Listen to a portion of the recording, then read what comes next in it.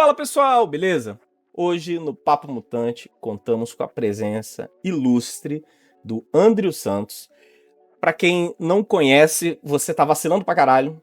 O maluco é escritor, é acadêmico, é tradutor, já organizou coletânea de contos. Então o cara é sinistro mesmo. Mas pra essa galera que não te conhece, Andrew, você poderia se apresentar por gentileza? Claro, com certeza. Primeiro, eu acho que queria agradecer pelo convite. Tô muito feliz de estar aqui, muito feliz de participar do podcast. Eu sou o Andrew, eu sou especialista em literatura de língua inglesa. Eu tenho pesquisado nos últimos anos literatura gótica e teoria queer, com foco em um desdobramento do gótico que a gente tem chamado na academia de gótico queer. E eu também trabalho com tradução, trabalho com preparação e revisão de texto no mercado, traduzi algumas coisas da literatura do medo, traduzi o Grande dos Pães, o Rei de Amarelo, traduzi Alan Moore, umas outras coisas. E, enfim, tem alguns contos espalhados por aí, e tem um romance que em breve, né, vai sair pela editora Flive, que chama Apetites Vorazes, que é um romance queer de vampiros. Nada mais adequado, considerando que eu passei aí uns 4 anos me especializando em literatura queer de vampiros no meu pós-doutorado. Então eu acho que eu acabei convergindo o que eu estava estudando com o que eu queria escrever. Tá certo. Bom, você acredito que já sabe, mas a gente tem uma tradição, é um momento essencial no podcast que a gente gosta de deixar claro que aqui é permitido xingar, eu mesmo xingo pra caralho. Faz parte, né, da essência do Papo Mutante. E pra deixar todo mundo à vontade, a gente queria saber qual o seu xingamento favorito. Essa pergunta Nossa. eu não te mandei. Essa é difícil. Essa é difícil.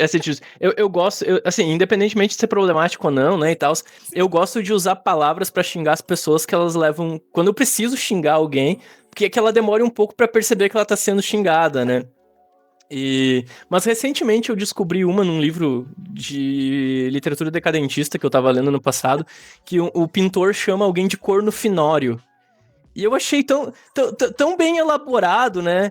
Este corno finório. Eu achei bom, eu ainda quero usar na minha vida, assim. Eu acho que é o meu preferido do momento. Beleza, não, tá. Então, enquanto a gente estiver conversando, pode xingar as pessoas de corno finório à vontade, tá?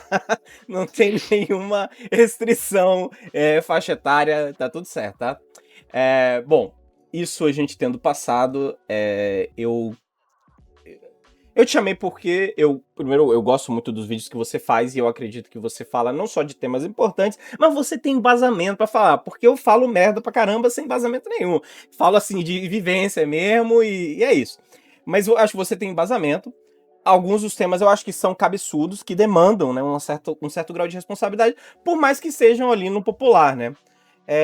E para começar, eu acho que a gente precisa estabelecer um certo grau de definição das coisas pro que a gente vai falar daqui pra frente. Primeiro, eu gostaria que você, dentro do que você estuda e do que você vivencia, que você tentasse elaborar pra gente uma espécie de definição, por mais vaga que seja, daquilo que a gente pode considerar algo subversivo ou contra a cultura, né? Tá. Assim, eu acho que quando a gente pensa, né, quando a gente pensa em cultura, né, no que nós somos como sociedade, como indivíduos inseridos nessa sociedade, no caso, assim, pensando na área das humanas no geral, a gente tá normalmente concebendo, né, em particular, depois de vários avanços da linguística, enfim, da filosofia, a gente pensa muito na ideia de que a nossa sociedade, né, ela é fundamentada por discursos, que são essas tessituras que, de certa forma, constituem não só a maneira como a gente fala, né, mas justamente por constituírem a maneira como a gente fala, constituem a maneira como a gente elabora conceitos, elabora noções, traduz o mundo, os outros, as nossas vivências, a vivência dos outros pra gente, através de discursos, né? Então, assim, existe, por exemplo, quando a gente pensa em, né, e tudo que eu tô falando aqui é meio de veio contemporâneo, né, filosofia contemporânea, sociologia contemporânea, etc. Então, quando a gente pensa nisso, a gente vai lá e resgatar alguns conceitos, por exemplo, a noção de hegemonia, né? Eu falo muito nisso, eu falo muito em discurso hegemônico. Mas o que eu quero dizer com isso, né? Dando um exemplo muito simples, né? Quando eu dou aula e às vezes a gente precisa traduzir alguma coisa muito rápido, eu sempre falo para as minhas alunas, assim, alunos, pensa numa coisa e extrapola esse exemplo. E aí vai ficar fácil de entender, né? Por exemplo, a ideia de que azul é cor de menino e rosa é cor de menina. Isso é o centro do centro da hegemonia. Né? É uma ideia muito simples que a gente já ouviu por aí, que a gente já tinha se livrado um pouco e algumas forças reacionárias discursos reacionários trouxeram isso de volta, né? Incorporaram isso na vivência das pessoas, enfim, e se tornou e ganha valor de verdade. Como se fosse uma coisa que por si só tem esse valor que é incontestável, uma coisa que tem um valor que como se transcendesse a própria noção de sociedade, aquela coisa que a gente pensa, mas sempre foi assim. Não, né? Discursos são instituídos, atualizados, às vezes, e aí às vezes subvertidos, né? Então, o que é uma subversão? É quando esse conceito hegemônico ele é transformado para se tornar uma coisa que normalmente tinha uma conotação negativa ou que era usada como um termo derrogatório, alguma coisa assim, e se torna uma interlocução de agência, de reivindicação de espaço, de reivindicação de voz. Nem toda subversão é boa, né? Às vezes uma coisa que é legal vai ser subvertida para, enfim, para ser usada como arma política. Por exemplo, o discurso que as pessoas falam, né? Quem é reacionário normalmente fala em ideologia de gênero, né? Que é uma subversão das teorias de gênero, né? Que nada tem a ver, na verdade, é puro pânico moral, é paranoia, né? Enfim, não tem fundamento nenhum. As pessoas misturam biologia com medicina, sabe, para dizer que aquilo é a tal da, entre aspas, ideologia de gênero, né? E é só um grande delírio coletivo e é uma arma política, né? Para tentar tirar validação de alguns grupos sociais, né? Pessoas trans, muitas vezes mulheres, enfim, né? Não vou me estender muito nisso, mas a ideia de subversão é essa. Acho que a gente vai entrar nisso daqui a pouco, né? Mas a própria noção de queer é um conceito, é uma noção que foi subvertida, que era um termo derrogatório. E hoje é um termo que a gente usa para reivindicar um tipo de agência. E eu, assim, eu quero aproveitar, assim, pra quem tá escutando, que normalmente a gente já não começa com a voadora, assim, tipo, conceito de subversivo. Não, mas existe algo que, da perspectiva até, porque a gente vai falar sobre isso quando a gente vai falando mais a fundo sobre queer, mas eu acho que existe uma série de movimentos culturais, especificamente na cultura pop, que em determinado momento são entendidos como subversivos, e a gente pode enxergar hoje, e isso às vezes é uma coisa que me aflige, por exemplo, uma disputa, né, do significado de determinadas coisas pelo outro lado. Então, por exemplo, a gente tem hoje, que pavor que me dá falar que temos a gótica do MBL, tá ligado?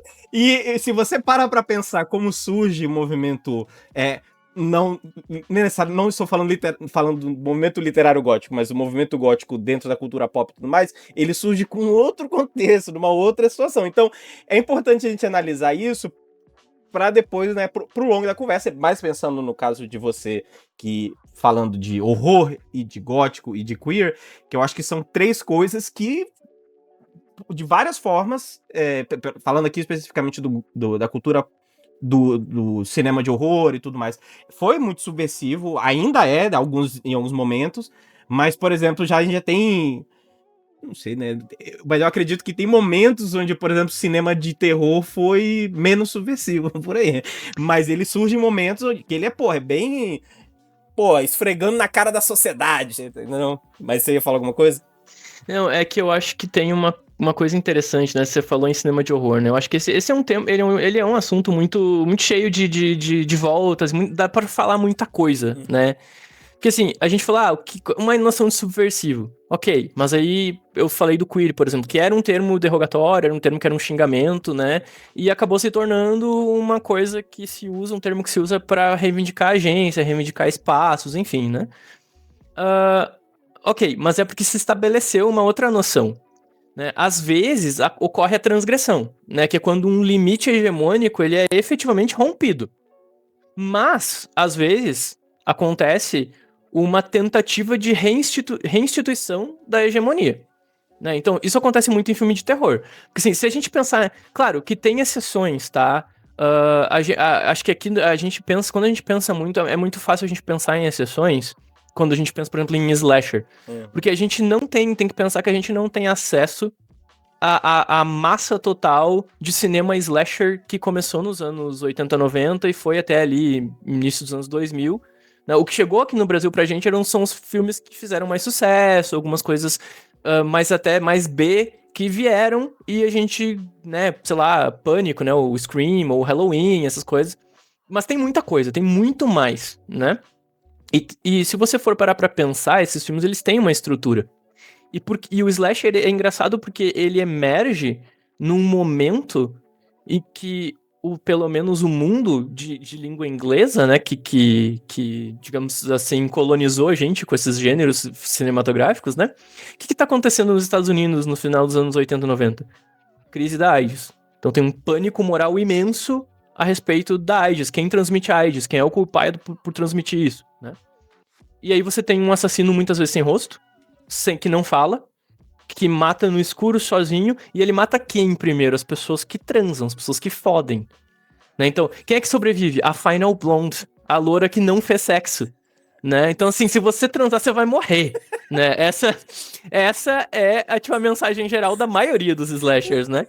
Então, o que acontece? Quando os slashers, eles são muito gráficos, eles trazem tensão, muitas vezes eles são transgressivos porque eles têm, sei lá, uma personagem que vai lá e faz e acontece e usa tudo que é porcaria numa festa, numa rave e tal, sei lá, faz uma orgia e ela é assassinada.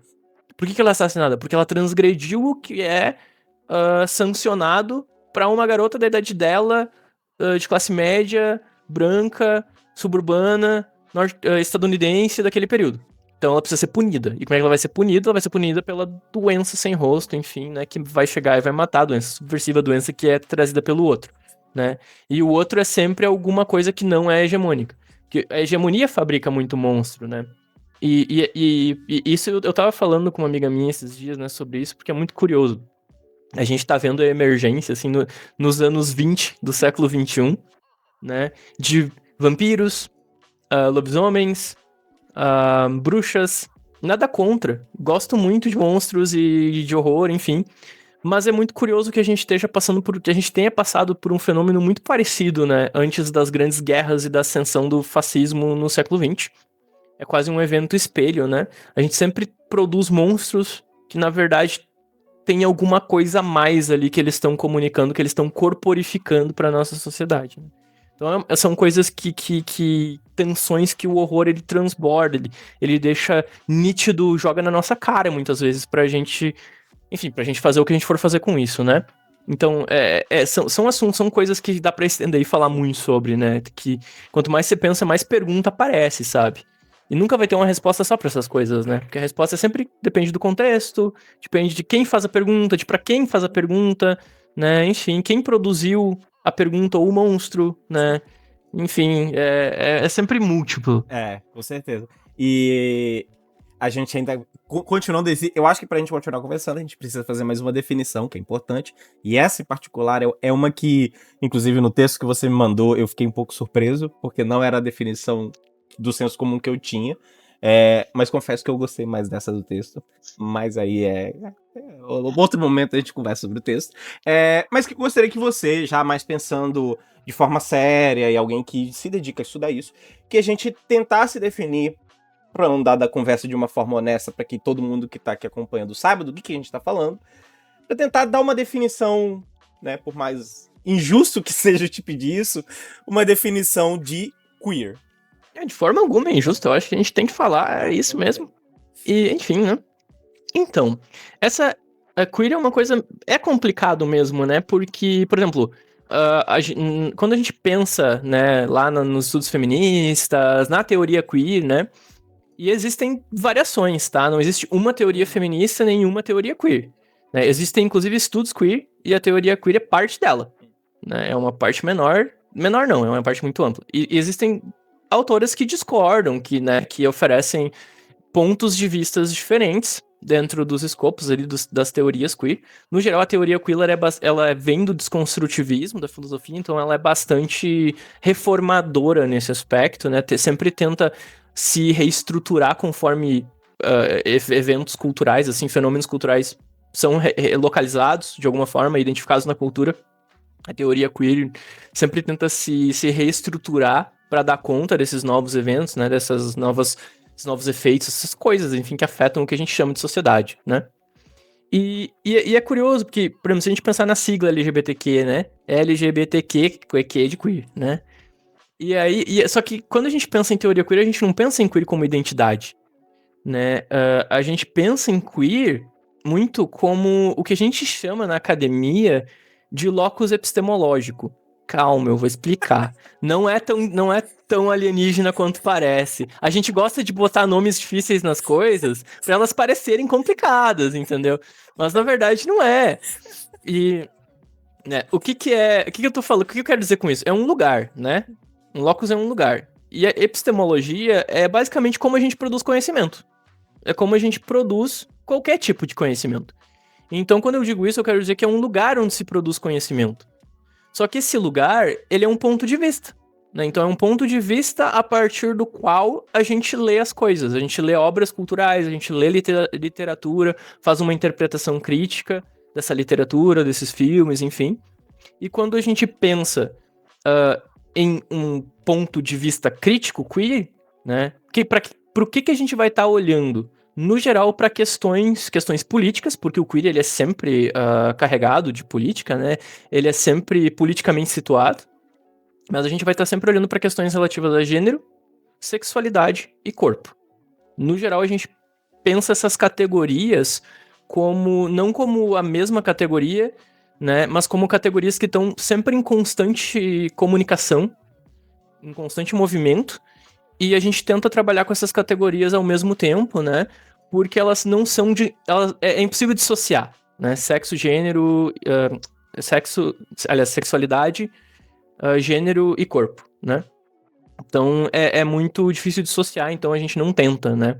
Dissociar isso. Aqui na América Latina, inclusive, quem trabalha com isso aqui pensa muito em corpo, gênero, sexualidade e raça, ainda no mesmo escopo. Né? Então, a gente tenta pensar, de um ponto de vista queer, essas questões de corpo, gênero e sexualidade. Então, é basicamente isso. Por exemplo, você pensar, sei lá, que daqui a pouco você vai pegar uma obra específica, né? Um filme, um livro, sei lá, Drácula, né?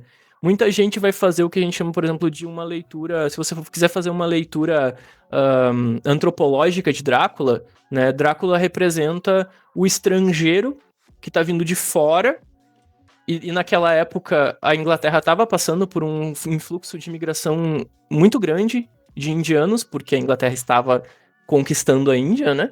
Então tem um influxo imigratório muito forte, e o Bram Stoker era uma pessoa altamente conservadora, né? E um escroto. Assim, se alguém gosta do Bram... Se você carregado. gosta do... se você gosta, ele era um corno, não era corno, mas era um corno, poderia ser um corno finório. Enfim, né? E um escroto real, assim. E aí, claro, né? Daí na obra do Bram Stoker, ele vai pegar essa criatura mitológica e transformar ela, né, numa epítome desse outro. Né? Quando eu falo outro, é sempre o outro no sentido de o que está fora do eu, fora da hegemonia, né? Esse outro que vem para contaminar o grande Império Britânico, né? E isso que o desgraçado não era nem inglês ainda, né? Era irlandês, que é tipo a escória da Grã-Bretanha. Os ingleses tratavam os irlandeses, não sei se o pessoal sabe disso, mas eles tratavam os irlandeses como menos do que humanos, assim, tipo...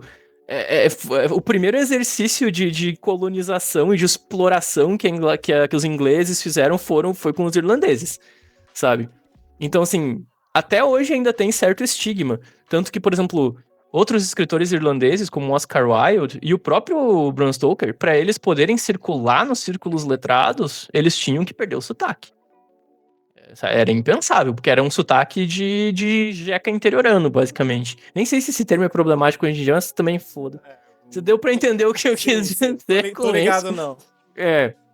Era aquela coisa que eles consideravam baixo, sabe? Bárbaro, de povo sem cultura, assim, falar daquele jeito, sabe? E então, assim, aí o vampiro representa isso, de um ponto de vista antropológico, em Drácula. Se a gente quiser fazer uma leitura queer do romance, a gente vai puxar outras questões, né? Por exemplo, dá pra pensar em por que a Lúcia é punida, né? Porque ela queria poder casar com os 3 pretendentes. Então ela tinha esses... Embora ela própria entendesse isso como errado, como uma coisa que não deveria ser, né? Ela tinha esse anseio, né? Esse anseio poliamoroso. E aí ela é transformada em vampiro e ela se torna o quê? Na recusa dela em escolher um marido e se tornar o ápice da mulher vitoriana, que é mãe, ela se torna uma infanticida, que ela só caça crianças. Então, assim, tem um fundo moral ali, entende? Sim. Então, isso é uma leitura queer do romance, diferente de a gente pensar mais no sentido antropológico de imigração, por exemplo. No geral, a gente acaba, quando a gente trabalha com obras, né, mais complexas, a gente acaba tocando em vários assuntos, né? Quando a gente faz trabalhos longos, por exemplo, sei lá, é diferente se eu vou falar sobre isso num evento acadêmico ou se eu vou, sei lá, escrever minha tese sobre isso, sabe? Aí você vai mais fundo, vai mais longe. Então, também varia muito. Mas quando a gente pensa em leitura queer, a gente pensa muito sobre isso, sobre qual é como é que a gente situa politicamente essas questões nas obras em relação ao contexto, em relação a quem escreveu, a quem primeiro leu, como é que isso, por exemplo, ecoa no cinema, na cultura do século XX, como é que isso chegou pra gente, né? Tudo isso é um recorte, e aí vai do que a gente quer falar, né?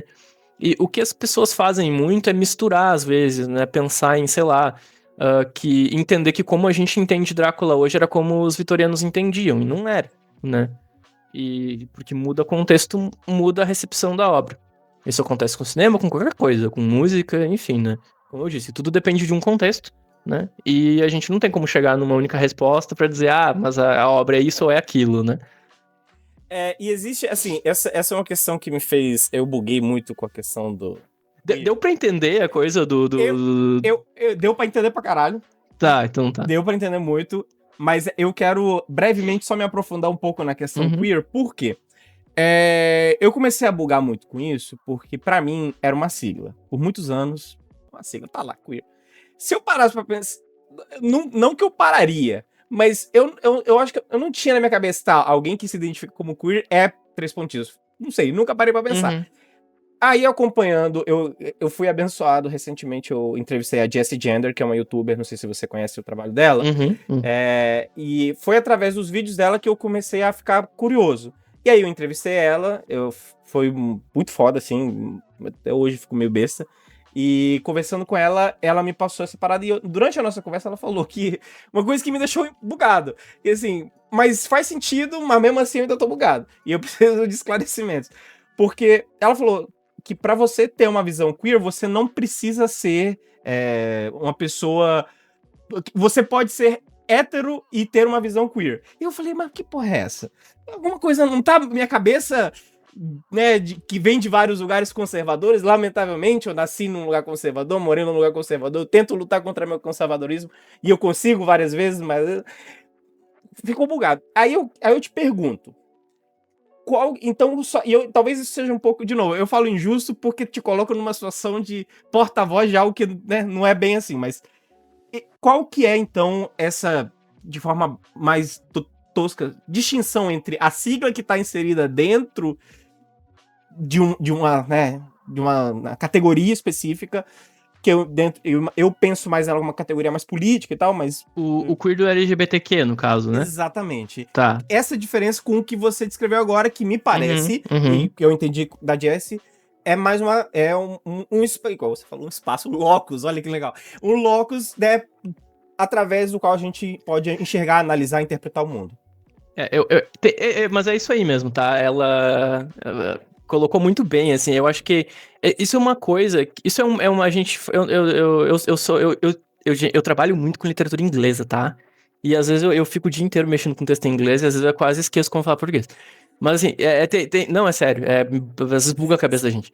E é que tem uma coisa que aconteceu, um fenômeno que aconteceu nos últimos anos, que eu acho que vem de uma mercantilização específica de certos produtos culturais e muita coisa que inclusive vazou da academia, assim, né? Então, por exemplo, uma coisa que o pessoal falava muito até uns anos atrás era o lugar de fala, né? Que, no geral, o que se falava na internet era um pouquinho distorcido, assim, da discussão filosófica do problema, né? E eu acho que vem um pouco disso, dessa ideia de personalização, né? Que, que, de certa forma, você precisa ser alguma coisa para falar sobre o problema, né? Só que isso, na verdade, é um atestado de exclusão. Porque se você só autoriza algumas pessoas, você desautoriza outras, né? E isso é um problema quando a gente começa a ir mais fundo nas conversas, sabe? Porque aí, por exemplo, só quem tem uma... Vou te dar um exemplo, tá? Só quem pode falar de feminismo é uma mulher. Tá, o que é uma mulher? Uma mulher é quem teve uma criação dentro do discurso patriarcal. Então, uma mulher trans. Você entende o problema? E aí, se você pegar 10 mulheres de 10 lugares diferentes do Brasil, elas vão ter 10 narrativas diferentes que não necessariamente vai se traduzir uma na experiência da outra. E aí, uma é mais mulher que a outra porque ela teve diferente... A que sofreu mais opressão é mais mulher? Você entende o problema disso? Isso era meio que como a internet tratava, como o Twitter tratava, assim, os influencers da época de Twitter tratavam muito, são 5 anos atrás, 6 anos atrás, tratavam assim. Só que isso entrou no nosso discurso, né? E ficou instituído no nosso discurso, né? Essa coisa de que, para falar, você precisa de alguma forma ser autorizado pela vivência, por alguma coisa a falar, né? E quando, na verdade, o que a gente tá fazendo, quando a gente pensa num ponto de vista queer, né, crítico, é justamente olhar para questões específicas do discurso, né? Questões que estruturam problemas de corpo, gênero e sexualidade. Inclusive, você falou no artigo que eu te mandei, né? E tem um exemplo que é muito bom lá, que é assim, né? Que é quando alguém te diz, por exemplo, e aí, seu viado, né? E aí alguém diz, eu não sou viado, eu sou um homem homossexual e eu mereço respeito. Ou você pode dizer, eu sou um viado mesmo, eu sou uma bicha linda, maravilhosa. Eu destaquei essa parte, né? Eu vou ler ela aqui, peraí, só um segundo. Porque ela fala assim... isso cria a oportunidade discursiva para que eu recuse a posição de objeto e me constitua como um sujeito que A. Se reconhece interpelado pelo insulto, B. Que se recusa a ser objeto e assume a sua condição de sujeito histórico, C. E permite-se revidar. Entre aspas, não sou viado, sou viadéssimo, meu cu é laico e o sexo anal derrubará o capital. Se eu responder, sou um homem homossexual que exige ser respeitado, também estaremos diante de uma resposta de teor político e de um sujeito que se recusa a ser objetificado. Mas essa resposta não tem absolutamente nada de queer. Fiquei até arrepiado, porque eu achei essa frase maravilhosa. Eu acho que essa passagem, ela traduz muito bem o que a gente tá falando de o que é queer, né? Por exemplo, tem uma autora brasileira, né, a Guacira Lopes Louro, que ela tem um texto que é mais voltado para didática, mas ela define queer basicamente também, ela acrescenta o fato de que queer sempre se refere à margem e nunca quer o centro hegemônico como referência. Por quê? Porque quanto mais próximo do centro hegemônico, mais a gente precisa abdicar de certas coisas, né, de certas performances identitárias, para se adequar ao que a hegemonia espera, né? Então, por exemplo, como é que um gay vai ser aceito pela hegemonia? Quando ele for um homem branco, suburbano, que quer constituir família, adoção, todo aquele rolê Modern Family, sabe aquela série? Assimilacionista, né? Então, assim, isso é uma coisa... Tudo bem, tem uma interpelação política, ok, tem sua validade, né, e tal, mas não tem nada de queer. Não é que uma coisa seja melhor que outra, nenhuma coisa tenha mais validade ou seja mais verdade do que outra. Não é isso. Né? Mas uma delas tem um ponto de vista um pouco mais queer, tem um ponto de vista queer e outra não. Né? Por exemplo, quando a gente pensa em casamento, casamento para pessoas do mesmo gênero, sabe? Mas a teoria queer vai lá e vai questionar a validade do casamento, né? Como um instrumento que perpetua a reprodução e a mercantilização capitalista. Né? Inclusive a própria monogamia como um instrumento de reprodução capitalista. Né? Então a teoria queer está pensando em outras questões, assim. Tentar justamente transgredir, subverter alguns discursos para validar identidades que normalmente não teriam como ser aceitas pelo centro hegemônico, né? Que isso, Porque também, e dentro das comunidades, né, LGBTQ, existem micropolíticas, né? Eu já falei isso em outros momentos, né? Por exemplo, sei lá, gay misógino. Existe, sabe? Não é porque o cara é gay que ele tá livre de preconceitos. Existem gay misóginos, existe TERF, né? Tá aí a escrota da J.K. Rowling que não me deixa mentir, que é uma feminista radical, extremamente escrota, porque é trans excludente, né? E usando todo o dinheiro, tipo, que ganhou com aquela porcaria daquela série do inferno pra, basicamente, legislar e ferrar com a vida de uma minoria, sabe? Então, né, isso também é político, né? Um desfavor que ela tá fazendo e tal, né? Pra qualquer ser humano com 2 neurônios. Mas aí, o que você vai fazer, né? E ainda tem gente que gosta, né? Tem gente que defende. Minha infância, Tipo, cara. Você vai estragar minha infância? Não vai, velho. Eu cresci lendo isso, aprendi a ler. O cara disse assim, você não aprendeu ainda, precisa ler mais. Enfim, bom... mas eu acho que eu não respondi tudo, né? Porque, na verdade, eu falei, faltou o queer da sigla, né? LGBTQ. Não, mas pode falar que eu quero... Eu quero que as pessoas entendam, porque eu acho que eu tenho essa noção um pouco mais consolidada, mas eu sei que ela é complexa. Eu acho que a coisa do queer como identidade, da gente pensar, eu acho que ele tá num lugar que vem de uma ideia de não ser fixo. Se você for olhar onde o queer sempre entra, né? Gender queer, né? Que é gênero queer, ou gender fluid, né? Que é gênero fluido, que às vezes aí se identifica como queer, né? Alguma coisa assim. Acho que vem dessa ideia de não ser fixo, de não estar necessariamente aderindo a uma identidade específica, sabe? Sim. Eu acho que isso faz mais sentido quando a gente conhece um pouquinho mais do background que fez o queer entrar na sigla. Porque a teoria queer, ela não é... Ela é jovem, mas não tanto, né? Ela ganhou muita força nos anos 90, em particular nos países de língua inglesa, né? E um dos livros fundamentais para a teoria queer é um livro chamado Gender Trouble, ou Problemas de Gênero, da Judith Butler. Lá no Problemas de Gênero, baseado em shows de drag, a Butler, ela cunhou a ideia de identidade como performance. Na verdade, ela cunhou gênero como performance. Porque ela pensava primeiro, o que é uma drag? É um homem gay performando uma mulher. Então, o gênero, ele não é essencial. Ele não é uma coisa que a gente descobre, que vem de dentro, que é uma verdade oculta. Ele é performativo. No sentido de que, primeiro a gente traduz coisas dos outros e do mundo, aí a gente assimila e performa essas coisas, né? Quem já pertenceu minimamente a uma subcultura sabe como é que é. Quando, sei lá, você vê um gótico trevoso no Instagram, pô, que cabelo legal, que roupa legal, eu também quero. E aí você muda o seu jeito de ser, né, a sua performance, justamente porque você quer ser mais parecido com aquele dado grupo, né? Pra Butler, a identidade ela é performativa. Né? E malditos filósofos contemporâneos que transformaram a ideia de performance em uma coisa ruim, né? Porque tem um problema, né? Aí que eu não vou entrar. Mas que as pessoas estão falando muito hoje, porque as pessoas não são pessoas de verdade, elas só performam, né? Pau no seu cu, você não sabe o que você tá falando. Mas enfim, e aí assim, o fato é que pra Butler, a identidade é performance. E aí eu acho que quando a gente pensa em queer como uma espécie de identidade, talvez até seja uma espécie de contra-identidade, sabe? Uma palavra só, assim. Tipo, você é genderqueer. Tipo, eu me identifico muito com genderqueer, sabe? Porque eu gosto muito de usar roupa que seria roupa feminina, por exemplo, né? Eu tenho uma coleção de cropped. Então, sabe? E que não é uma coisa que se espera de um homem, sabe? E eu acho que...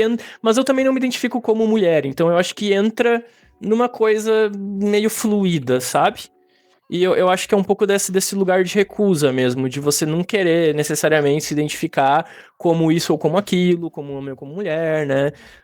Você não se identifica com nenhuma das características, né, que a gente poderia entender assim, com muitas aspas, como masculino ou feminino, né? Daqui a pouco você não se identifica com nada disso. E tá tudo bem, sabe? A teoria queer é muito sobre isso, muito tipo, legal, sabe? Tá tudo bem, né? E desde que você nem precisa conseguir efetivamente articular isso pra ninguém. Porque não existe essa cobrança de, você precisa ser assim ou desse outro jeito, se identificar assim. Não existe essa cobrança, sabe? De você precisar se identificar de certa forma. Acho que o queer tem esse espaço um pouco mais maleável, sabe?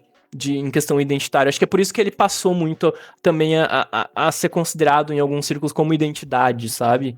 Porque ele tem essa maleabilidade, assim. No Brasil pegou muito o não binário, né? Sim. Não binary do inglês e tal, que eu acho que é um pouco dessa recusa também, né? De se identificar como características, entre aspas, masculinas ou femininas, né? Eu acho que é um pouco isso. Acho que a distinção é meio essa, né? Um é mais um ponto de vista crítico, que a gente vai questionar e levantar problemas políticos em relação a corpo, gênero, sexualidade. E o queer como identidade é mais assim. Acho que tem a ver com essa maleabilidade identitária pra gente experimentar, transgredir certos, sabe, romper limites e tal, né? Tentar assimilar, buscar coisas que a gente se interessa mais, né? Se livrar de certos preconceitos que a gente tem, preconceitos identitários que a gente tem, né? De, homens precisam ser assim, mulheres precisam ser daquele jeito, né? Por quê, né? Porque o discurso hegemônico diz, né? Mas a gente pode sempre romper com isso, né?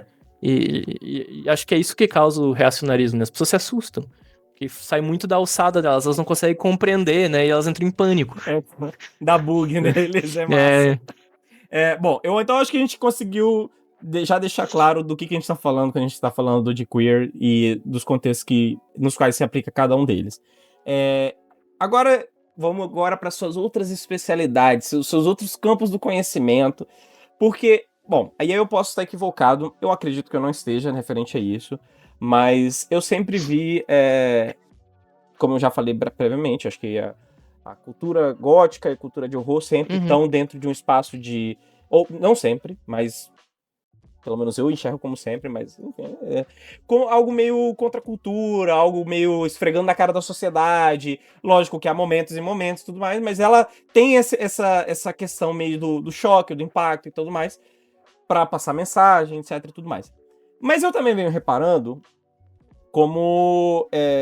existe dentro de alguns espaços, principalmente na internet, onde eu acompanho alguns debates, de como esses debates sobre, por exemplo, teoria queer e tudo mais, estão muito próximos assim, da cultura pop no geral, mas, por exemplo, dentro da cultura gótica, eu acho que sempre teve, a gente sempre teve eu já vi, eu sei que você é fã de Anne Rice, eu nunca li Anne Rice, lamentavelmente, mas eu lembro, por exemplo, de ver os filmes, né, a Rainha dos Condenados, Entrevista com o Vampiro, e eu lembro de ver os vampiros, principalmente o Lestat, né, que acho que é o que tá nos dois, né, quebrando, né, o que a gente esperaria do que é ser homem, macho, másculo, né, e tudo mais, daquela época, principalmente, né.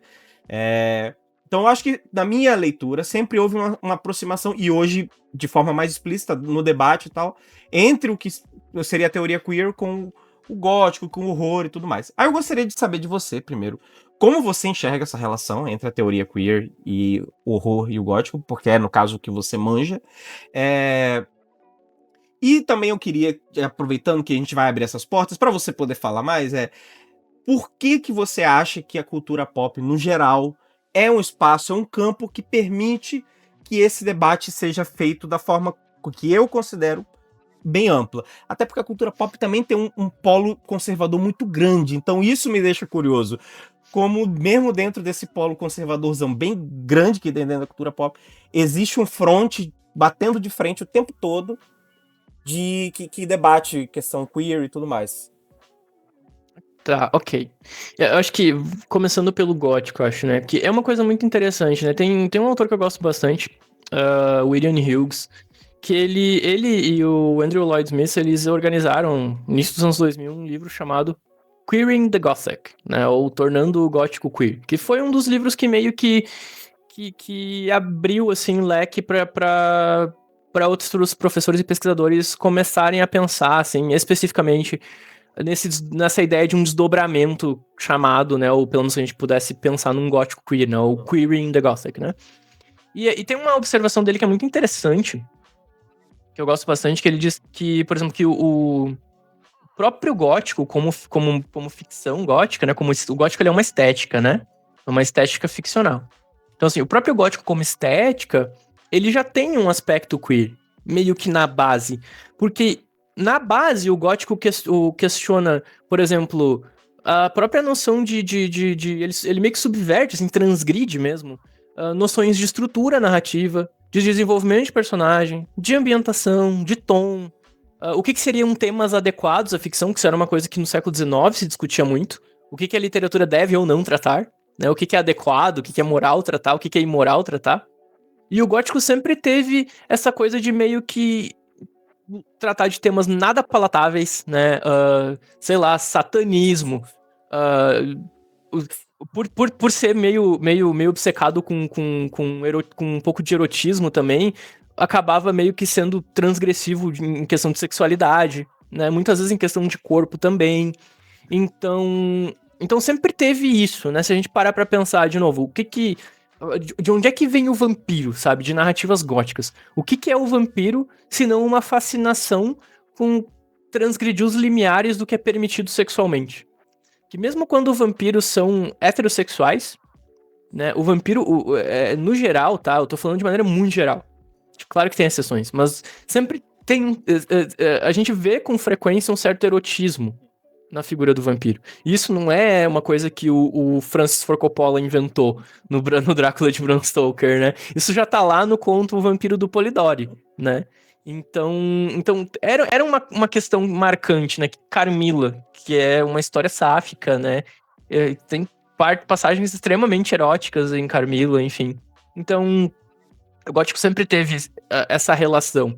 E eu acho que só que o gótico, ele foi considerado, assim, como outros tipos de ficção, meio que como subliteratura, sabe? Durante muito tempo. Né? Literatura de entretenimento, subliteratura, essas divisões elitistas que o mercado... Engraçado que o mercado ainda reproduz um pouco, a academia parou um pouco de reproduzir isso já faz algumas décadas. Claro que a gente ainda vê isso em alguns círculos, né? Mas, no geral, dentro dos estudos culturais, das letras e tal, a gente trabalha muito, assim, com ficção que seria considerado entretenimento, né? E eu acho que o que aconteceu, a gente chama de virada teórica dos anos 60, tá? Foi quando um monte de teoria bem conservadora começou a cair, e aí o feminismo ganhou força, e foi lá reler obras clássicas e procurar autorias femininas. Aí daqui a pouco você tem a teoria desconstrutivista, né, questionando as bases do que a gente chamava de grande literatura ou clássicos. Aí você tem a teoria queer, né, perguntando quem que escreve, para quem está sendo escrito.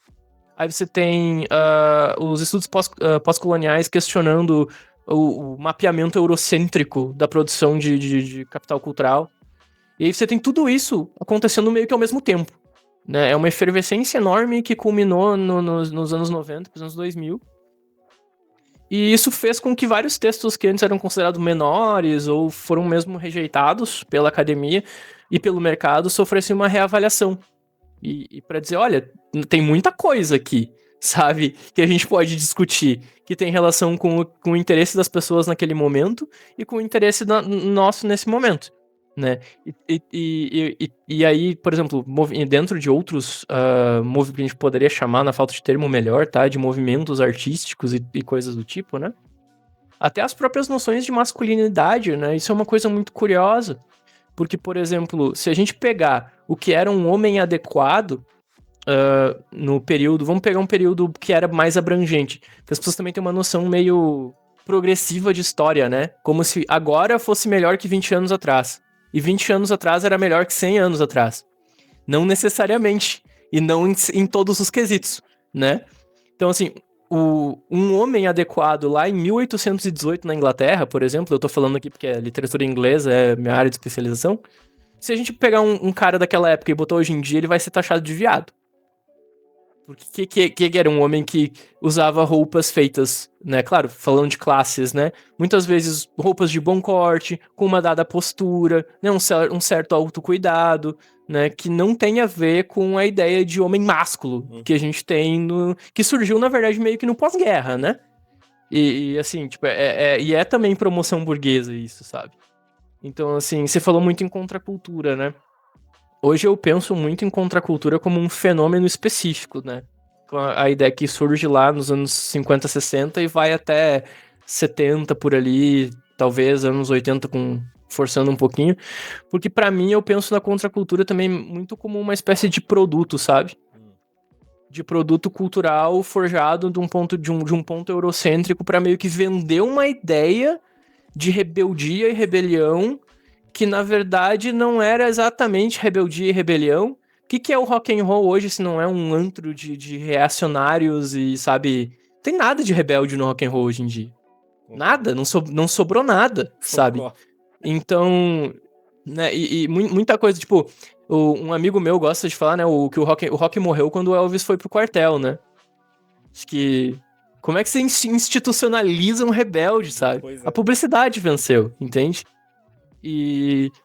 Mas eu entendo a sua pergunta, né, quando você fala em cultura pop, né? Pra mim, a cultura pop ela é uma área de choque, de tensão. Em que, por exemplo, a subcultura gótica, né? Que é a galera trevosa que vai nas festas, né? E ouve Suzy Su e outras coisas. Né? Então, assim, muitas coisas da subcultura gótica vaza pra cultura pop. E aí tem tensão, tem choque. Né? Sei lá, muita coisa de uma subcultura gay daqui a pouco, ou de uma subcultura queer vaza e causa choque quando entra na cultura pop de alguma maneira, né?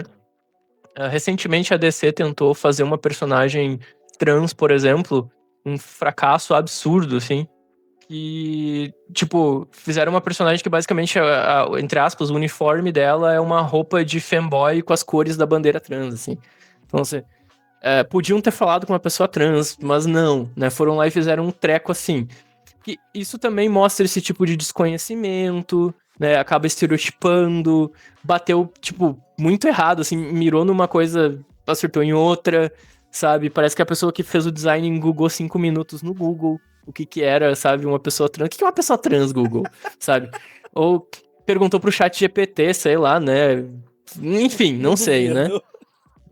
Foi alguma coisa, assim, de delírio que produziu aquilo. Então, isso acontece muito na cultura pop, né? De ter essas áreas de tensão, assim. Porque eu acho que a cultura pop, ela tende a resistir muito a qualquer coisa que tenta subverter minimamente, né? Algo que já tá instituído. E é fácil de entender por quê, né? As pessoas gostam de se identificar. A nossa identidade, ela é muito um processo de consumo, né? O que a gente consome? Tem uma corrente que eu gosto muito na teoria queer hoje, que é pensar a identidade como consumo. Que é bem pós-marxista, assim, sabe? Que é uma ideia de que o que a gente consome constitui quem nós somos. Eu não tô meramente... eu tô consumindo. Porque eu tô usando, eu tô vestindo, eu tô lendo, eu consumo. E não tem nada de errado nisso, isso não é negativo, né? Isso é um aspecto que tem potencialidades subversivas pro consumo. Porque isso também é importante, né? Aquela teórica que eu mencionei antes, a Butler, ela fala muito isso, né? Que a gente precisa encontrar maneiras de reivindicar a agência, de reivindicar espaços pra gente, dentro da maquinaria capitalista, sabe? A gente precisa encontrar maneira de falar, de viver, de existir, de amar dentro dessa cultura que é fundamentalmente opressora, né? E mesmo para quem não é queer, né? Vamos falar em escala 6-1, né? O trabalhador que ganha um salário mínimo para trabalhar, sabe, 6-1, isso é ridículo, sabe? Assim, não é uma coisa que deveria precisar ser discutida, porque é óbvia, né? Só que, claro, não atende aos requisitos de uma dada classe econômica, que na verdade é a classe que governa o Brasil, né? E é muito difícil negociar com essa classe, porque obviamente eles não vão abrir mão de nenhum privilégio que eles têm, né? E por aí vai, esse já é outro assunto, mas eu acho que deu pra entender, né? Sim. E eu acho que eu vejo muito a cultura pop como esse espaço, assim. E eu acho que o horror, o terror, eu gosto que faz muito isso, de trazer essas coisas pra esses espaços, né? Tipo, seja com adaptações de obras clássicas, ou quando daqui a pouco um livro estoura, assim, sabe? Ou as pessoas começam a ler, vaza de algum lugar, ou mesmo chega em alguns nichos, assim, né? Muito livro, por exemplo, bacana, acabou viralizando, assim, por exemplo, sei lá, A Canção de Aquiles, da Madeline Miller, sabe? Que é uma história queer muito, é um romance queer. É um retrabalho dos mitos gregos da história entre Aquiles e Patroclus, né? Que eram amantes. E era um livro que era meio esquecido, assim. 10 anos depois da publicação, alguém lá, um influencer, postou aquilo no TikTok, viralizou no BookTok, e as pessoas foram ler e comprar, e explodiu e tal. E é um ótimo romance. E chegou aqui pra gente graças ao BookTok, né? Então, quem fala, por exemplo, que BookTok é só bobagem, também é alguém que não sabe do que tá falando, né? É Porque. o que aconteceu com esse livro daqui, ó. É assim que se perde a Guerra do Tempo, você tá ligado? O caso Tô ligado. aqui do negócio do Twitter, do Bícolas Dícolas lá, que falou que era um livro que acho que provavelmente nunca teria sido publicado no Brasil se não tivesse tomado as proporções que tomou lá Pois é, sabe? na internet. Isso, eu acho que isso tem a ver também, de novo, que a gente consome essas coisas. Sim. E, de novo, não tem nada de errado com isso, né? Então eu acho que faz parte, assim, de como a gente vê, que também pra teoria queer, a nossa identidade, ela nunca tá pronta, né? Você nunca se descobre e você fica assim pra sempre. Você vai sempre mudar. Sim. Porque a sua história de identificação com as coisas vai mudar, né? Então, daqui a pouco você vai ser uma pessoa que gosta de uma coisa específica e não vai gostar disso daqui a 10 anos. E aí você vai mudar, e você vai deixar certas coisas pra trás, sua identidade vai mudar. Porque a gente é sempre esse processo de construção constante. Só que eu acho que isso causa muita ansiedade nas pessoas. É como se você quisesse chegar a algum lugar com quem você é. Quando, na verdade, o que a gente tem que fazer é aproveitar a viagem. Né? Cara, você tava falando agora, eu tava pensando, porque eu acho que na próxima pergunta eu já ia falar sobre isso, mas eu acho que você já tá falando e eu quero. Isso é uma coisa que me deixou curioso sobre a noção de, assim, de teoria queer, na real, mas da palavra queer, da forma como ela tem sido incorporada em vários espaços também, porque. E no próprio texto fala isso, eu até separei essa citação do texto que você me enviou, que eu achei muito legal, que fala assim, se é verdade que a teoria queer fala a linguagem das universidades, também é verdade que ela fala a linguagem das ruas. E eu acho que isso é muito verdadeiro quando você tá falando teoria queer. Eu não faço parte do discurso que, tipo, a academia tá distante. Eu não acho que essa é uma crítica hoje contemporânea tão real, embora eu acho que tenha críticas a serem feitas ao meio acadêmico, mas eu acho que sim, há fenômenos em particulares ou coisas que se estudam na academia que dificilmente saem do espaço da academia. Isso não se aplica à teoria queer. A teoria queer, eu acho que é uma das coisas que tem sido, às vezes de forma muito irresponsável, mas tem sido discutida em vários lugares, assim. E ela tá presente, de fato, na porra toda. Eu acho que hoje, até no sentido negativo, como um espantalho, como um negócio meio esdrúxulo, mas também, tipo, eu sinto que muitas pessoas não acadêmicas em vários lugares que eu já estive e que eu ocupo até na internet discutem a teoria queer e ela se vê muito presente. De forma, por exemplo, que eu sou um militante marxista. Mas eu reconheço como é difícil você, por exemplo, eu trabalhei minha vida inteira carteira assinada e eu nunca discuti marxismo no meu espaço de descanso lá do trabalho. Nunca. Nunca, nenhuma vez, ninguém nunca chegou e falou, e marxismo? Não, nunca aconteceu, isso não acontece. Mas eu já estive em lugares onde não são academia, ou não são necessariamente espaços de discussão teórica, onde a teoria queer sim estava presente dentro da roda de conversa e tudo mais. E aí que eu jogo a bola pra você. Por quê? E por que isso, o que a teoria queer tem? E lógico, você já falou de definições e tudo mais, e eu acho que isso tem muito a ver. Mas por que ela transita hoje de uma forma tão forte e ela tem sido tão marcante pra tanta gente, a ponto de pessoas que não necessariamente são acadêmicos estar querendo ler esses livros? Eu acho que eu nunca... Tipo, igual você falou, Judith Butler é uma autora, porra, não sei quantos, 30, 40 anos, se não mais, que ela tá produzindo, mas hoje ela tá sendo discutida igual a porra toda, assim, pra bem e pra mal. Então, assim, o que hoje, principalmente dentro desse espaço, tem sido tão atrativo ou tão efervescente pra teoria queer? Eu acho que o que mudou bastante, assim, eu acho que, assim, de novo, tá? Tem umas coisas que são importantes a gente observar em questão de contexto também, né? Porque, inclusive, só pra mencionar, o autor do texto que eu comentei, né, que é o Anselmo Pérez Alós, que ele foi meu supervisor no pós-doc, inclusive. Ele é maravilhoso. Inclusive, ganhou prêmio de produção do CNPq alguns anos atrás. Maravilhoso. E, assim, eu acho que lá, nos anos 60, 70, o feminismo, ele veio muito com um aspecto que ele andava de mãos dadas, assim, pro feminismo acadêmico e o ativismo. Muitas vezes interconectado. Então tinha muita acadêmica que era ativista, né? Acadêmicas que viraram ativistas que viraram acadêmicas, tinha essa troca, nesse intercâmbio. Isso acontece também em outros contextos. E o feminismo, ele originou, de certa forma, né, quando ele começa a absorver mais coisas da filosofia e da sociologia, né? Os estudos queer, de certa forma, eles emergem do que a gente chamava de estudos gays e lésbicos, né? E que era já também já tinha uma conversa com o feminismo ali. Mas a teoria queer meio que surge contra os estudos gays e lésbicos, de certa forma, né? Que os estudos gays e lésbicos tinham uma ideia assimilacionista de identidade fixa, assim, ser gay é isso, ser lésbica é isso, né? E nós precisamos ser assimilados na sociedade e tal. Os estudos queer diziam, não, a gente não precisa ser assimilado, a gente não tem que abrir mão de quem a gente é, né? E todo mundo é múltiplo, as pessoas são diferentes. A teoria da Butler ela é importante porque ela foi, de certa forma, o primeiro campo teórico que a gente teve em que a gente conseguia discutir, por exemplo, transfeminismo, transexualidade com um valor político sério, assim, sabe? Nunca tinha muito espaço para discutir transexualidade. E é por isso que a teoria do gênero como performance ela é tão importante. Porque ela valida, de certa forma, não que precise, né? Mas ela oferece um escopo pra gente pensar essas identidades que estão fora do binário, né? Porque a gente vive num sistema binário, né? Ainda, né? E a teoria queer oferece possibilidades. Então eu acho que, junto com o ativismo feminista, veio um ativismo queer, né? E eu acho que o fato de que a gente viu o que muita gente chama de ver, inclusive, o uso do Twitter, na época ali em 2012, por ali, como uma espécie de nova onda do feminismo, né? Agora eu não lembro se é a quinta onda, né? Acho que sim, quarta ou quinta onda, agora eu não vou saber de cabeça. Mas como esse movimento que se organiza a partir da internet. Que, na verdade, produziu muito reacionarismo também, né? Pela divulgação desses conhecimentos.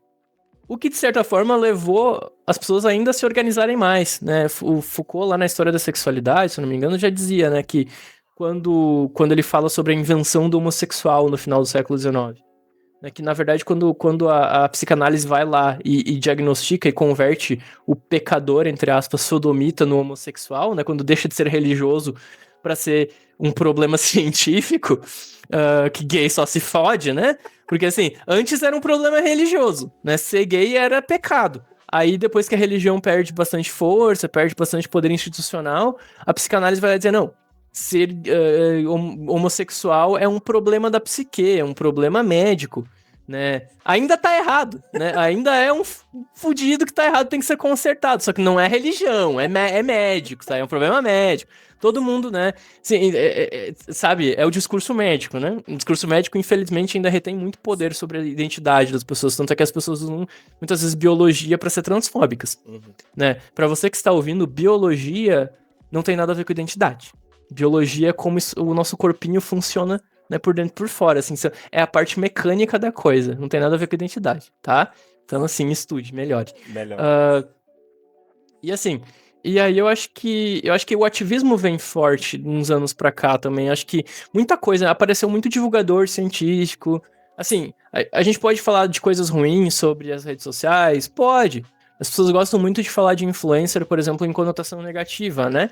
Mas eu acho que tem muito conhecimento, muito conteúdo que veio, que foi disseminado, difundido, por gente que de fato estava pensando em tentar ser um divulgador científico de verdade, assim, sabe, de comunicar, né, essas informações. Eu acho que rolou também muito intercâmbio entre academia e ativismo, né, por causa de algumas políticas públicas, por exemplo, do primeiro governo Lula lá, né, que levou muito mais gente de classe baixa para a universidade, né, porque a elite não tá interessada em discutir teoria queer e feminismo, né?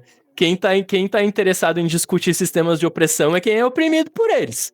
E quem tá oprimindo tá muito feliz. Então, né, é por isso que aí você não tinha feminismo nos anos 50 no Brasil. Óbvio que não tinha feminismo nos anos 60 no Brasil. Tinha, mas estava relegado a espaços muito reclusos. Mas não, óbvio que não, a gente tava vivendo uma ditadura. Se você tava feliz, pensa de que lado você tava, se você tava tão feliz assim, né, com aquele contexto. Mas enfim, eu acho que essa efervescência cultural, assim, das últimas décadas, envolvendo internet, redes sociais, causou esse fenômeno curioso, né, que a gente tem muita informação disponível, muita informação de péssima qualidade, claro, desinformação, mas eu acho que dá pra salvar alguma coisa ali do meio, que causou algum interesse, movimentos, né. Uma das últimas turmas que eu dei aula, antes de eu sair da UFSM, eu saí de lá no final do ano passado, final de 2024, que eu parei de dar aula lá.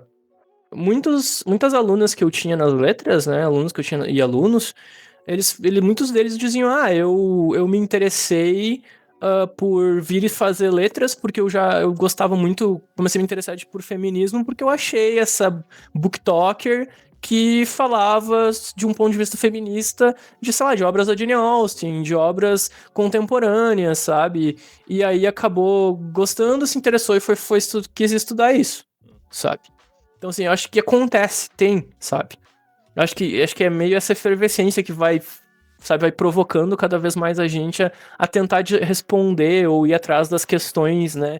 De se a gente pensa, homem é assim, mulher é assim, tá, mas por quê? Quem é que disse que é assim? Né? Quem é que determinou que essa é a verdade para sempre e imutável, né? E tem gente que gosta muito de dizer, principalmente quem é muito fundamentalista religioso, bate muito, né, na Bíblia. E eu tenho um mestrado em História da Religião, então pode mandar vir. É que não tem, assim, né? Tipo, é engraçado, você falou que você é ativista marxista e tal, né, e tudo mais, né? E eu acho engraçado, né? O que Jesus fez quando ele viu gente vendendo relíquia na frente do templo, né? Pois é. Ele não mandou começar uma startup, né? Ele baixou o chicote da galera que tava vendendo o negócio. Desceu o pau em todo mundo. Assim, né? Então, assim, independentemente da fé, religião e tal, eu me considero hoje agnóstico, né? Eu não, nem sei se eu não sou ateu, até não sei, eu não penso muito sobre Eu isso. também não penso. Não. Eu acredito na literatura, eu acho, assim. Meus santos são todos poetas e autores, assim. E... Eu queria te perguntar uma parada, porque assim, eu, eu não sei nem se a conclusão ou o que eu penso sobre isso tá certo, ou tá certo, não importa, mas eu queria. Não sei se é algo que você concorda, mas eu queria ver sua pegada sobre isso, porque assim, como a gente já falou aqui brevemente, acho que esses espaços sobre gótico, horror, cultura pop no geral, mas todos os elementos da cultura pop, inclusive o gótico e o horror, eu acho que eles vivem em um constante estado de disputa, onde você vai ter pessoas da direita às vezes reivindicando, às vezes pessoas da esquerda reivindicando, você vai ter gente de direita reacionária falando, por exemplo, que literaturas clássicas do gótico, assim, na verdade não, porque, por exemplo, Bram Stoker era conservador, é uma obra conservadora, logo é uma obra conservadora. Então, é do nosso time, não é do seu, você de esquerda não entendeu, você progressista não entendeu, que era tudo conservador isso aqui. Então, assim, esses espaços são constantemente tentando ser reivindicados pelos dois lados, né? Ou pelos, não dois, né? Pelos vários lados que, né, gostam da. Aí eu queria saber de você primeiro. Se você acha que é importante disputar esse tipo de narrativa, e se você acha que é importante disputar essas narrativas, ou como essas obras são interpretadas, por que é importante disputar isso? Eu acho que a minha resposta já vai. A resposta que eu vou dar já vai meio que compreender as duas perguntas, eu acho. Que eu acho que sim, a gente precisa disputar esses territórios, porque, de novo, são territórios de formação de capital cultural e de formação discursiva. E, de novo, discurso, estrutura, a maneira como a gente vê o mundo, a maneira como as outras pessoas absorvem, reinterpretam, traduzem o mundo, então é importante, né?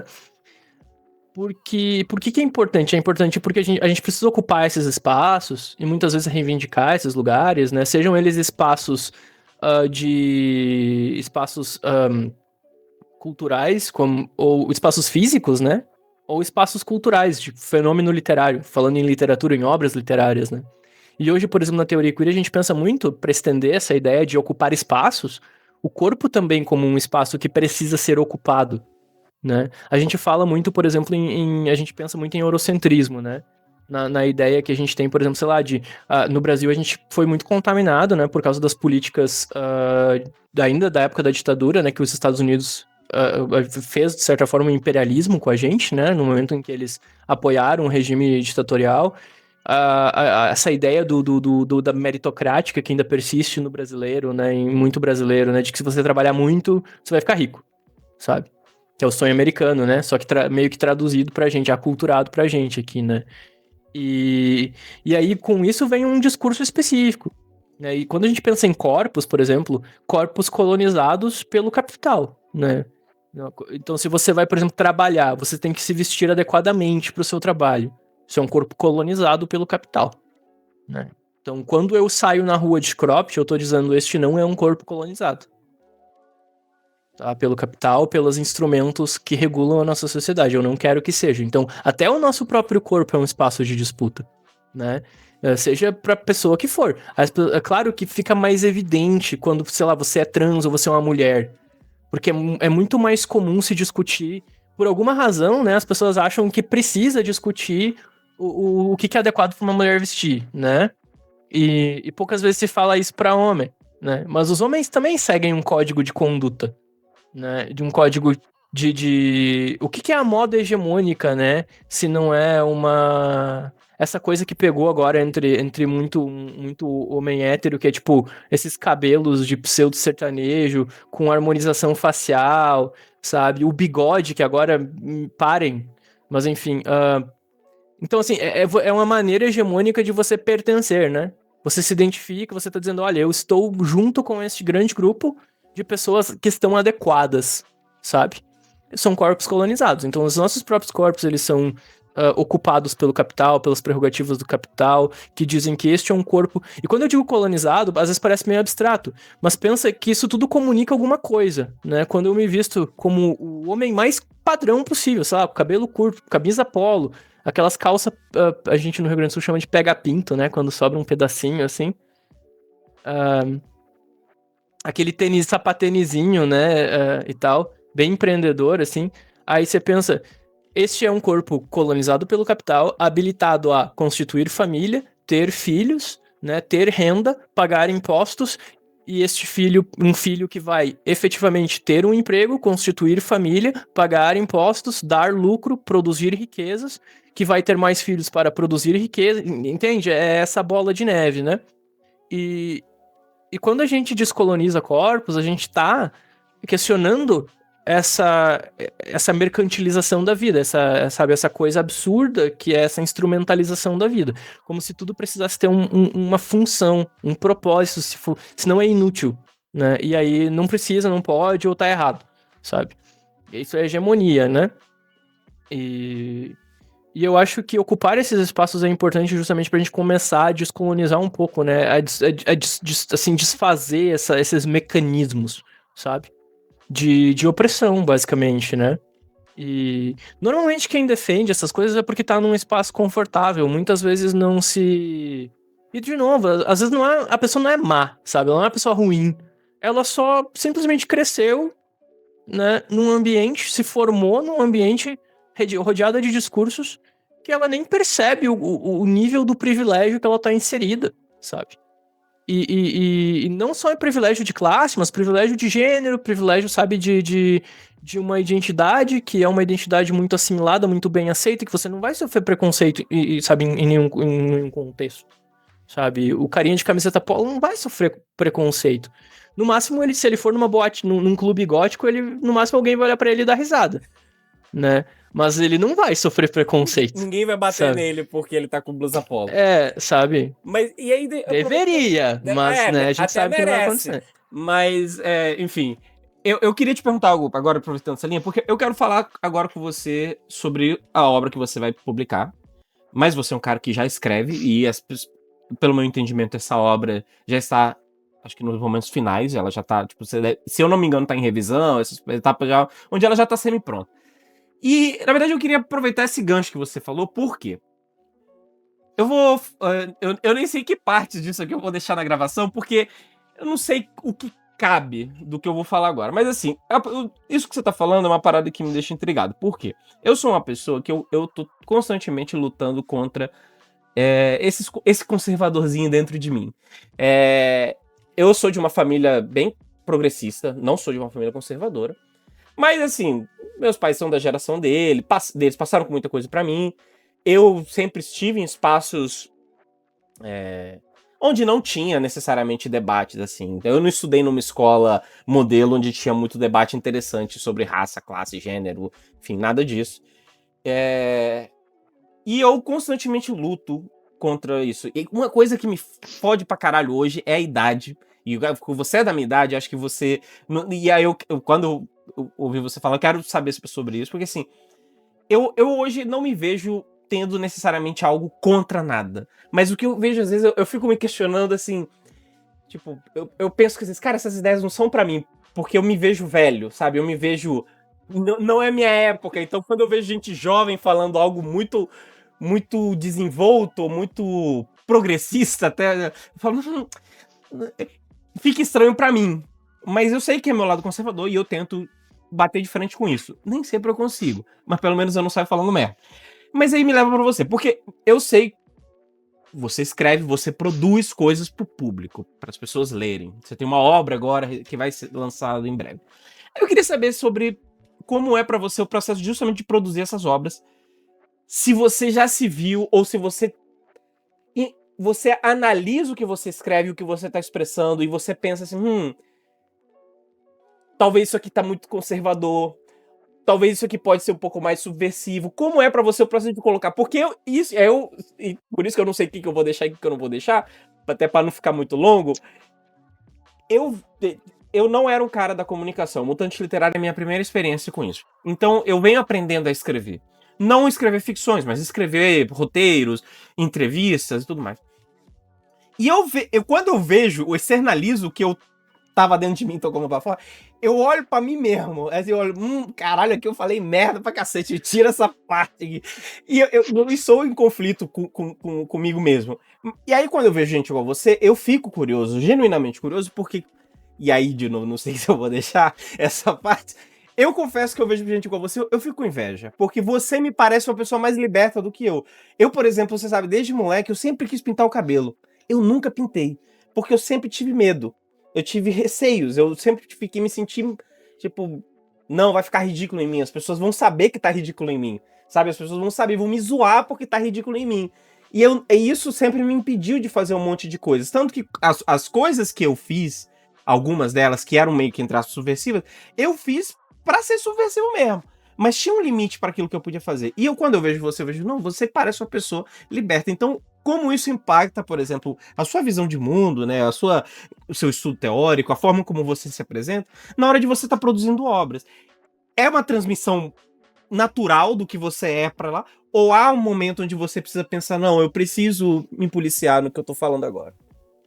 Uma Tá. pergunta bem longa. Eu vou falar várias coisas. Mola caralho, vambora. Primeiro, eu acho que eu entendo, assim, muito do que eu acho que você, né, desse seu comentário, assim, né, dessas coisas que eu acho que a gente cresce com, né? Porque, assim, eu até mal ou bem, eu cresci numa família pobre, né? Eu fui a primeira pessoa da minha família a ir pra faculdade, né? Inclusive, enquanto eu estava na faculdade, eu tive o meu momento em que eu achava, não, se eu conseguir, qualquer pessoa consegue, né? E não é bem assim, né? E também, tem essas coisas, eu acho muito curioso, assim, que eu fiz graduação, na época da graduação eu trabalhava, então eu fazia 6-1 e estudava toda noite, depois eu fui fazer mestrado, depois eu fiz doutorado, pós-doutorado, sou relativamente são, né? Nenhuma grande sequela, assim, que eu adquiri na pós-graduação. Mas eu acho que tem uma coisa curiosa, assim, né? Porque, por exemplo, o meu pai, né? Meu pai foi sindicalista há muito tempo, né? Então, muita da minha formação base política vinha de papos com meu pai, ou de ir com ele em reuniões do sindicato e coisa assim e tal. E assim, meu pai é uma pessoa muito legal, né? Muito e tal. De esquerda e tudo mais, aquela coisa. E eu acho que é muito aquela coisa da ideia que a gente tem hoje, da ideia da personalização de uma pessoa, e dessa ideia de que as pessoas, se elas pertencem a certos grupos, elas são necessariamente livres de preconceitos, né? Que é uma grande falácia, uma grande ingenuidade. Porque, por exemplo, meu pai é uma pessoa que tem muitos problemas em relação a gênero, por exemplo, né? Por exemplo, eu tenho uma irmã mais nova, né? E o meu pai, engraçado, meu pai lidou muito bem com a adolescência dela, mas depois, mais velho, ele não necessariamente ficou conservador, mas o conservadorismo que ele tinha em relação a certos comportamentos que ela começou a ter, digamos, que ele via como negativos, assim, né? E a gente conversava e tinha que questionar muito e tal. Então, assim, tem coisas, né, que eu acho que não é porque a pessoa é super esquerda, sabe, usava boina com o broche do Che Guevara, que ele necessariamente não tem problemas em relação a outras coisas que precisam ser trabalhados e discutidos, né? E eu acho que isso é um pouco nosso também, né? Pelo menos é um pouco meu. Eu, por exemplo, eu tinha essa formação, né? Eu cresci com ódio mortal a burguesa, assim, né? Eu sempre brinco, uma vez eu falo assim pras pessoas, né, eu brinco, né, que se tivesse eclodido uma revolução quando eu era adolescente, assim, até uns 20 e pouquinhos, assim, nossa, vocês me querem pra gente fazer uma guerrilha contra burguês? Bora lá, sabe? E, só que ao mesmo tempo eu tinha muito problema para lidar com coisas que eu já tinha percebido ao meu respeito naquela época, que eu super suprimi, sabe? E eu levei muito tempo pra perceber isso. Por exemplo, eu sou bi, né? Eu sou bissexual e tal. Isso é uma coisa que levou muito tempo pra eu começar, tipo, a querer pensar sobre isso. Era uma coisa que eu deixava trancada numa caixinha, sabe? Nunca era o momento, né? E essas coisas cobram o preço da gente, né? Às vezes não é tão ruim, às vezes é uma coisa que chega a um ponto que se torna insustentável, né? Eu acho que quando eu entrei na academia, eu já tava pensando um pouco mais sobre a minha sexualidade, sobre gênero e tal, quando eu entrei no mestrado, né? Mas eu levei até o pós-doc, praticamente, assim, pra começar a efetivamente externalizar, pra performar essas coisas. Que eu tava só pensando e absorvendo, né? Em parte porque eu tinha um pouco receio da academia. Que eu falava, não, mas a academia ela é muito conservadora. Se eu for fazer um concurso, daqui a pouco as pessoas vão me julgar com preconceito. Sendo que às vezes eu via, por exemplo, meu supervisor do pós-doc mesmo, ele que escreveu o artigo, ele é via décimo, assim, né? Então, tá na academia. E a gente conhece outras pessoas, assim. Então, até que ponto era uma coisa que era tão real assim, ou era eu que tava dizendo, não, a academia é muito conservadora, portanto eu não posso pintar o meu cabelo de rosa, sabe? E eu acho que faz parte. Eu cresci numa família muito católica, e a merda do catolicismo é a culpa, né? É essa doutrina que faz você sentir culpa de tudo, assim. É qualquer coisa que te traz prazer, parece que produz de rebote aquela sensação de culpa lá no fundo da cabeça, que é difícil, assim, de você aprender a lidar, né? Eu acho que quem cresce em outros contextos é difícil de entender o que é isso, né? E eu vejo muito isso em questão à classe também, né? Como eu disse, eu vim de uma família super pobre e tal, e eu acho que quem não cresce nesse contexto, a menos que a pessoa efetivamente tente entender como é que é, ela não vai só olhar e pensar, existem tantas famílias em situação de miséria no Brasil, que, né, e tal. É horrível mesmo.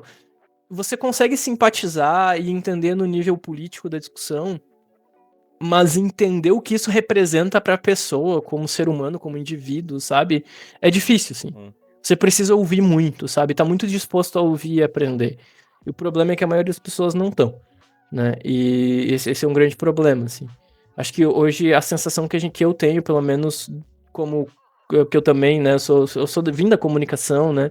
E eu sempre penso nas mídias sociais, assim, como essa ferramenta que, de certa forma, de disseminação de discursos, né? E a impressão que eu tenho hoje é que as pessoas acham que elas estão prontas muito rápido. Né? Que você lê ali, lê a Wikipédia e acha que entende de um assunto. Vai ouvir um podcast, nada contra podcasters e youtubers, mas é que às vezes, eu já peguei, por exemplo, vídeo no YouTube que eu sei que, é mais ou menos isso mesmo, mas não exatamente. E daí a pessoa vai pegar um negócio que é de terceira via, assim, e vai, não, é isso aqui é verdade, sabe? Calma. Se você se interessa, estuda. E agora, pior ainda, né? A pessoa vai lá e pergunta pro chat GPT ainda, né? Que vai te dar uma resposta super enlatada, né? Enfim. Mas, então, eu acho que tem um pouco isso. Então, você fala, eu acho que eu entrei num momento na minha vida, assim, num processo que eu precisava fazer certas coisas porque eu cheguei num ponto em que não tinha mais como ser de outra maneira, sabe? Tipo, eu não conseguia mais parar de sentir. Pra eu parar de sentir aquela angústia que eu tava sentindo o tempo todo, eu precisava saber performar essas coisas, né? E eu acho que chegou num ponto. Eu acho que. Eu disse que eu ainda penso muito sobre o meu gênero, né? Sobre o que isso é pra mim e tal. E eu acho. E eu entendo um pouco de quando as pessoas. Normalmente, pessoa trans fala, né? É porque era isso ou a cova, né? Tipo, o que eu vou fazer? Sabe? Não tem como viver de um jeito que eu sei que eu não sou, sabe? Que eu nunca vou ser daquele jeito, né? Então, é meio inevitável, assim, sabe? E meio não, é completamente inevitável, né? Então acho que é um pouco isso, assim. Pensando em ficção, né? Quando no romance, né, que esse romance, né, o Apetites Vorazes, o título veio de um quote de Dorian Gray. Eu gosto muito do retrato de Dorian Gray, foi um dos meus, dos textos que eu mais trabalhei no pós-doutorado, por causa da questão da homossexualidade do Wilde, né, e dos ecos também homoafetivos que tem no romance. Então eu trabalhei bastante com isso. Mas aí tem essa citação, né, que é sobre o Dorian, é no capítulo estético, né, o narrador comenta, né, que o Dorian, ele possuía apetites vorazes que se tornavam mais ávidos, conforme eles o satisfazia. É que essa ideia de quanto mais você consome, quanto mais você satisfaz seus prazeres, mais sede você tem, né? Quanto mais bebe, mais sede você tem. E porque quando eu tava pensando em escrever o romance, e esse romance levou um tempo para ser escrito, eu comecei em 2019, 20, e eu parei, né? Eu fiz uma primeira versão que eu ia escrever em inglês para publicar meio sem pretensões nenhumas. Parei em 2021, mais ou menos. Voltei para ele no início de 2022. Fiz mais umas coisinhas, parei. Voltei para ele em 2024. E aí eu pensei, não, agora eu preciso terminar esse romance. Eu sempre quis, desde o início, que ele fosse um texto sobre desejo, né? Sobre desejos dissidentes, né? Ou seja, desejos não hegemônicos, né? Não desejos queer, de certa forma. Eu sempre quis que fosse um texto sobre desejos dissidentes e que tratasse de micropolíticas, né? Porque eu acho que uma coisa que às vezes a gente encontra muito em obras queer, principalmente no gótico queer, são questões de micropolítica. Como eu tava muito imerso na coisa dos vampiros, né? E eu já tava pensando em escrever uma história de vampiro antes, eu pensei, tá, vai ser uma história queer com vampiros, né? Sobre desejos dissidentes, micropolíticas, microviolências, né? Uma história muito sobre o quanto os nossos desejos, sobre o preço desses nossos desejos, sobre o que a gente está disposto a fazer para realizar esses nossos desejos, sobre se a gente está disposto a machucar pessoas que são importantes pra gente por causa disso, sobre quanto a gente se machuca, né? Ou pessoas que nos amam ou que a gente ama, a gente machuca essas pessoas, né? E sobre o quanto a gente está disposto a relevar essas coisas, né? Desde o início eu queria que fosse uma história. Foi uma história bem ambiciosa, que em algum momento eu me arrependi de ter pensado nela do jeito que ela foi pensada. Não, é verdade. Teve um momento em que eu pensei sério em desistir. Porque, assim, eu gosto muito de teoria brasileira também, né? E tem um autor famoso, que é o Antônio Cândido, né? Quando ele tá lá analisando alguns autores brasileiros, ele diz, por exemplo, que a estrutura da obra, né? Ela é uma conjunção de temas, né? É uma conjunção temática. E aí essa estrutura, essa conjunção temática, essa coerência de temas, é a estrutura da obra. Então, eu não queria que o meu romance tivesse um enredo como estrutura, que é o que normalmente acontece. Tem um problema que aparece que o protagonista precisa ser confrontado, precisa resolver. Eu queria que fosse uma história em que a gente teria núcleos de personagens e que a história fosse movida e motivada pelas ações, desejos e hesitações, né, muitas vezes, dos próprios personagens. Então, muito da desgraça que acontece na história é pela inabilidade que alguns personagens têm de se comunicar com clareza, de conseguir comunicar o que eles querem, de ir atrás do que eles querem, com objetividade e clareza, né? Porque as pessoas são assim. Tipo, nem sempre a gente se comunica, às vezes a gente diz uma coisa querendo dizer outra, às vezes a gente não consegue dizer o que a gente quer dizer. E o que acontece quando a gente vai atrás e faz o que a gente quer, independentemente das consequências. E falando sobre pontos de vista, né, eu vejo ficção muito como artifício, né? Pra mim, a arte é muito essa coisa que, ao mesmo tempo que ela é expressão e tal, ela é estilo, ela é estética, ela é artifício. Eu penso muito como uma espécie de criatura de Frankenstein, assim, você tem que botar os pedacinhos certos pra esse corpo ganhar vida e existir sozinho, né? Ao contrário do megalomaníaco do Victor, só a gente não abandona a criatura, né? A gente acolhe e cria ela, né? Mas a ideia pra mim é meio essa, assim. Então, quando eu penso, por exemplo, em personagem, eu gosto muito. Eu adoro trabalhar com vozes de personagem e pontos de vista diferentes. Então, eu tenho 3 núcleos no romance. Um deles A história ela se passa numa cidade de médio porte do Rio Grande do Sul, chamada Santa Cecília, né? Não é necessariamente Santa Maria, que eu morei lá durante muito tempo, quando eu tava no... Mas é meio uma mistura, assim, na minha cabeça é meio uma mistura de todas essas cidades, tipo Santa Maria, Pelotas, um pouquinho de Porto Alegre. Todas essas cidades que são meio ilhas culturais, algo progressistas no meio do Rio Grande do Sul, porque tem justamente essa vida acadêmica, esse ar universitário muito forte, né? Então tem um cenário queer forte lá na cidade, tem muito barzinho, muita coisa alternativa, muita subcultura e tal. E então é uma cidade legal, assim, nesse aspecto. Também é uma cidade de muito movimento. Né? Ninguém vai lá pra morar necessariamente. As pessoas vão pra estudar por um tempo e vão embora. Às vezes você fica, faz graduação, no máximo faz um mestrado, ou vai fazer um mestrado e um doutorado, que foi o meu caso, e vai embora, sabe? E que foi o meu caso também, né? Então eu acho que é uma cidade também que tem essa fluidez populacional e tal. E eu queria uma cidade assim. E aí tem o Mausoléu, que é um bar. O dono do bar é o Orfeu, que é um vampiro antigo, enfim, né? Que chegou lá na cidade e tal. E ele tem uma filha, né? Uma cria dele, que é a Nyx, que é uma das protagonistas. E a Nyx descobriu que a garota que ela amava foi morta. E ela quer encontrar um culpado, porque ela precisa muito se vingar, ela quer se vingar. Ela não sabe quem foi, ela tem desconfianças, ela desconfia inclusive do próprio criador, do Orfeu, e ela quer fazer alguém pagar, ela vai fazer alguém pagar por isso. Porque ela tá completamente cheia de raiva, né, aquela coisa meio female rage, assim, tipo, ela é bem uma catástrofe ambulante, assim, né, ela é uma pessoa muito desmedida, né, ela faz e diz coisas e logo ela se arrepende ou repensa, pô, talvez eu não devesse ter feito isso, mas agora eu já fiz, então foda-se, né, ela tem o botão do foda-se ali o tempo todo, né, então, aí a gente tem um outro personagem, os outros personagens, os outros dois núcleos, eles são humanos, né, é a Duda, que é uma garota, uma lésbica negra, que tem algumas questões psicológicas que eu quis trabalhar com ela, né, eu não deixei claro no romance, eu sei quais são as questões dela, mas eu não deixei isso claro no romance, eu não vou dizer. Eu deixei aberto, eu gosto muito de deixar pra interpretação. Quando eu escrevo, eu gosto de deixar coisas, espaço para as pessoas interpretar e conversar sobre, né? Eu não gosto de... Eu não sou uma pessoa muito explicativa quando eu tô escrevendo ficção. Eu gosto muito de deixar coisas nas entrelinhas.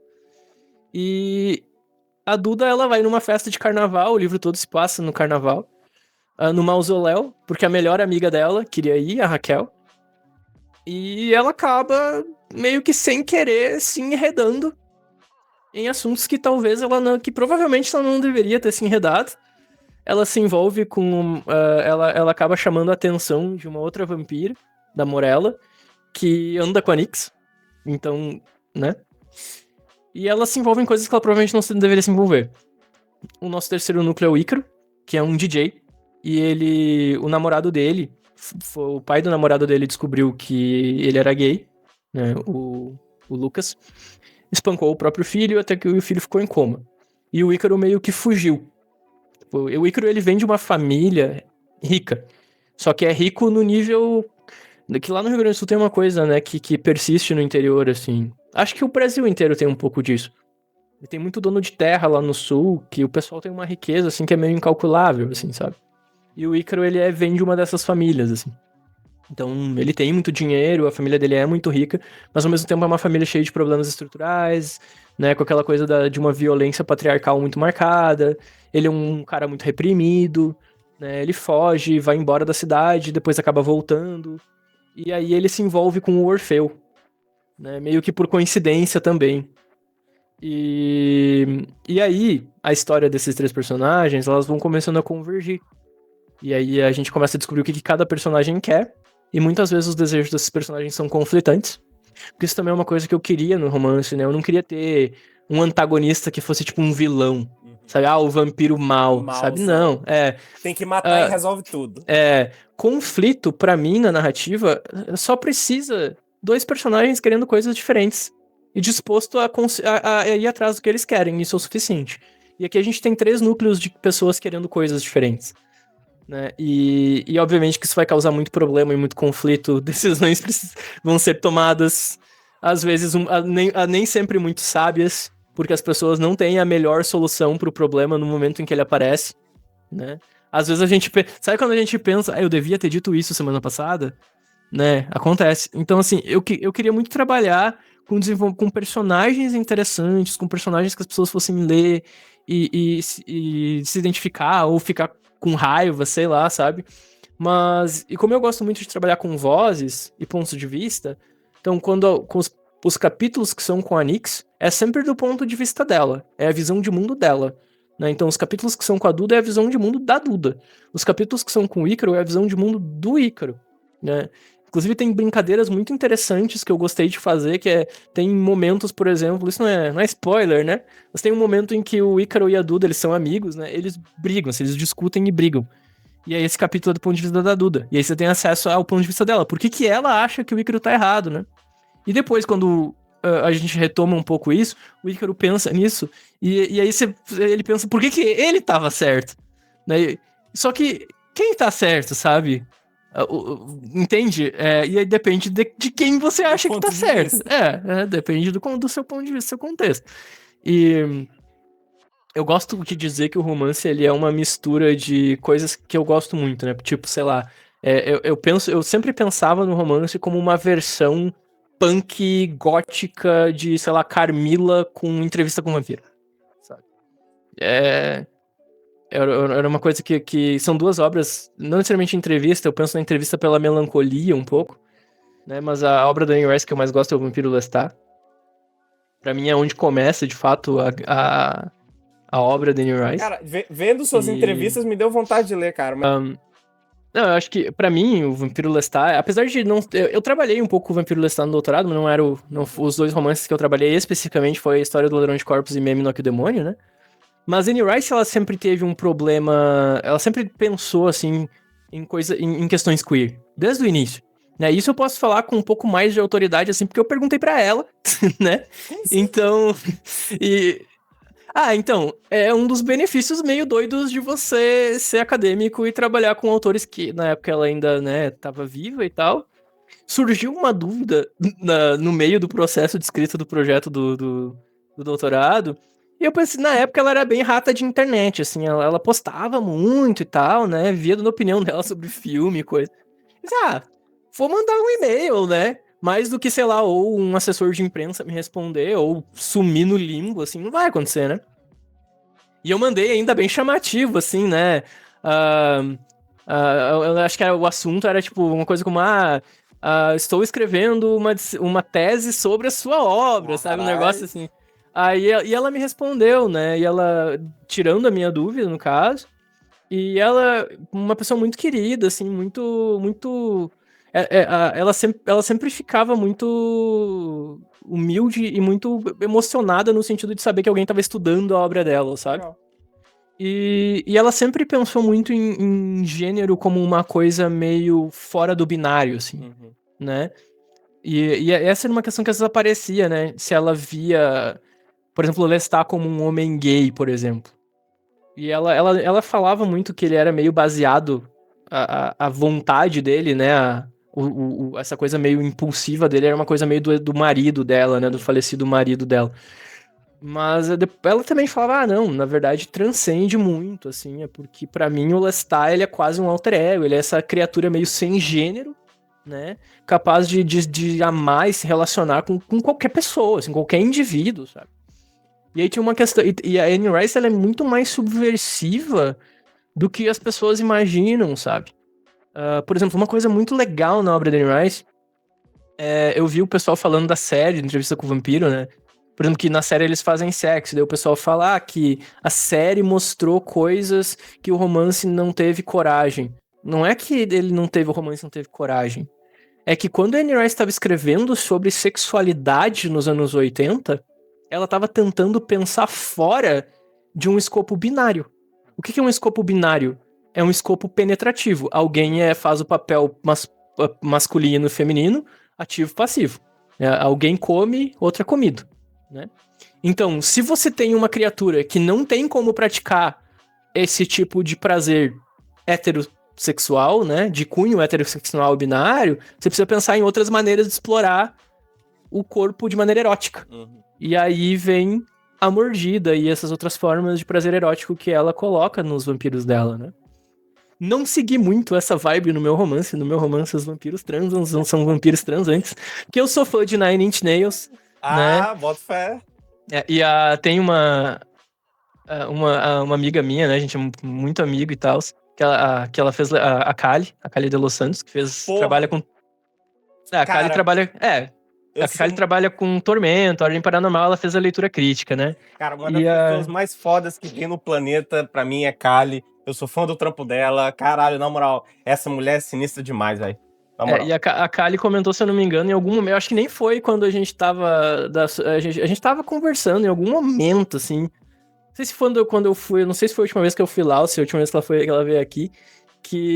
Ela falou, não, porque. Eu falei, eu gosto muito de Nine Inch Nails. E ela disse, nem tinha imaginado, porque os teus vampiros são todos tristes e transantes. Aí eu falei, cara, eu vou mandar fazer um adesivo, um broche com isso, um pin, sabe? Um negócio, alguma coisa. Triste e transante, Boto sabe? fé. Ficou legal. E assim, então, mas é porque eu tava pensando também, apesar de eu gostar muito de animais, eu tava pensando no mito do vampiro, mas um vampiro, assim, pré-Drácula, sabe? Uhum. O meu ponto de referência era o vampiro do Polidori, o do Reimer, né? O Varney e o vampiro, que pouca gente até não fala muito. Principalmente Carmila, do Lefano, algumas reinterpretações. Alguma coisa de cinema que eu gosto muito, como A Filha de Drácula, né? The Dracula's Daughter. Um filme da década de 30, preto e branco, maravilhoso, inclusive. Então essa coisa meio pré-Drácula, puxando um pouco para um outro lado, né? Pra esse vampiro que ainda não tinha medo de sol, né? Que tinha uma vida noturna meio que por escolha, né? Eu acho muito engraçado isso, né? Eu gosto muito de Carmila, né? Um dos meus textos preferidos. E quando eu dava aula, né? Uma aluna minha uma vez falou, nossa, que inveja, né? Ela nem precisa sair só de noite, mas ela só levanta de tardinha, né? Só sai da cama de tardinha, aí as pessoas oferecem janta, ela só bebe vinho, oferecem comida, ela só bebe vinho e chocolate, sabe? É só isso, vinho e chocolate, dorme até tarde, aí vai dar um rolê com o crush, né? Dar umas mordidas no crush, vai deitar com o crush, é vida aristocrática perfeita, né? E até que aparecem os três patriarcas da história e decide que essa coisa tá errado, né? Mas então, assim, eu tava pensando muito nesses vampiros pré-Drácula, né? Porque eu acho que o Stoker também, ele destituiu um pouco o vampiro dessa roupagem de sexualidade dissidente, sabe? Porque o Drácula não é sedutor, né? O Drácula do Stoker, ele é um monstro. Ele é predatório e tal. Tem algum aspecto de sexualidade em Drácula, obviamente, né? Mas hoje eu vejo mais até como uma cautionary tale, sabe? Quase como um conto de Um advertência, alerta, né? né? Que nem eu comentei da Lucy, né? E além da misoginia grande que tem, né, na história e tal. Assim, eu nada contra, né? Eu acho que ainda é um texto que eu às vezes trabalho com Drácula e tal. Porque eu acho que é importante a gente observar como é que o vampiro ele incorpora essas ansiedades sociais, né? Relativa a corpo, gênero, sexualidade, enfim, desejo, né? Coisas assim. Mas, Enfim. eu queria saber, só pra, a gente tá indo já pro final, porque não vou te segurar até meia-noite, mas é porque pra mim conversar com gente igual você, principalmente gente que fala bem, pra mim é legal porque eu fico ouvindo, eu tô aprendendo. Mas já estamos indo pro final. Pensando nessa questão da escrita, você falou, principalmente quando você estava falando dos personagens, me parece que você está falando, dentro da sua obra, de vários temas que podemos considerar hoje como sensíveis. Temas que são delicados, que a gente precisa ter um jeito na hora de falar. E eu queria, na verdade, saber de você, voltando para aquela nossa questão de que, o que você falou, que a gente tem esse estereótipo na nossa cabeça de que a pessoa é progressista, progressista.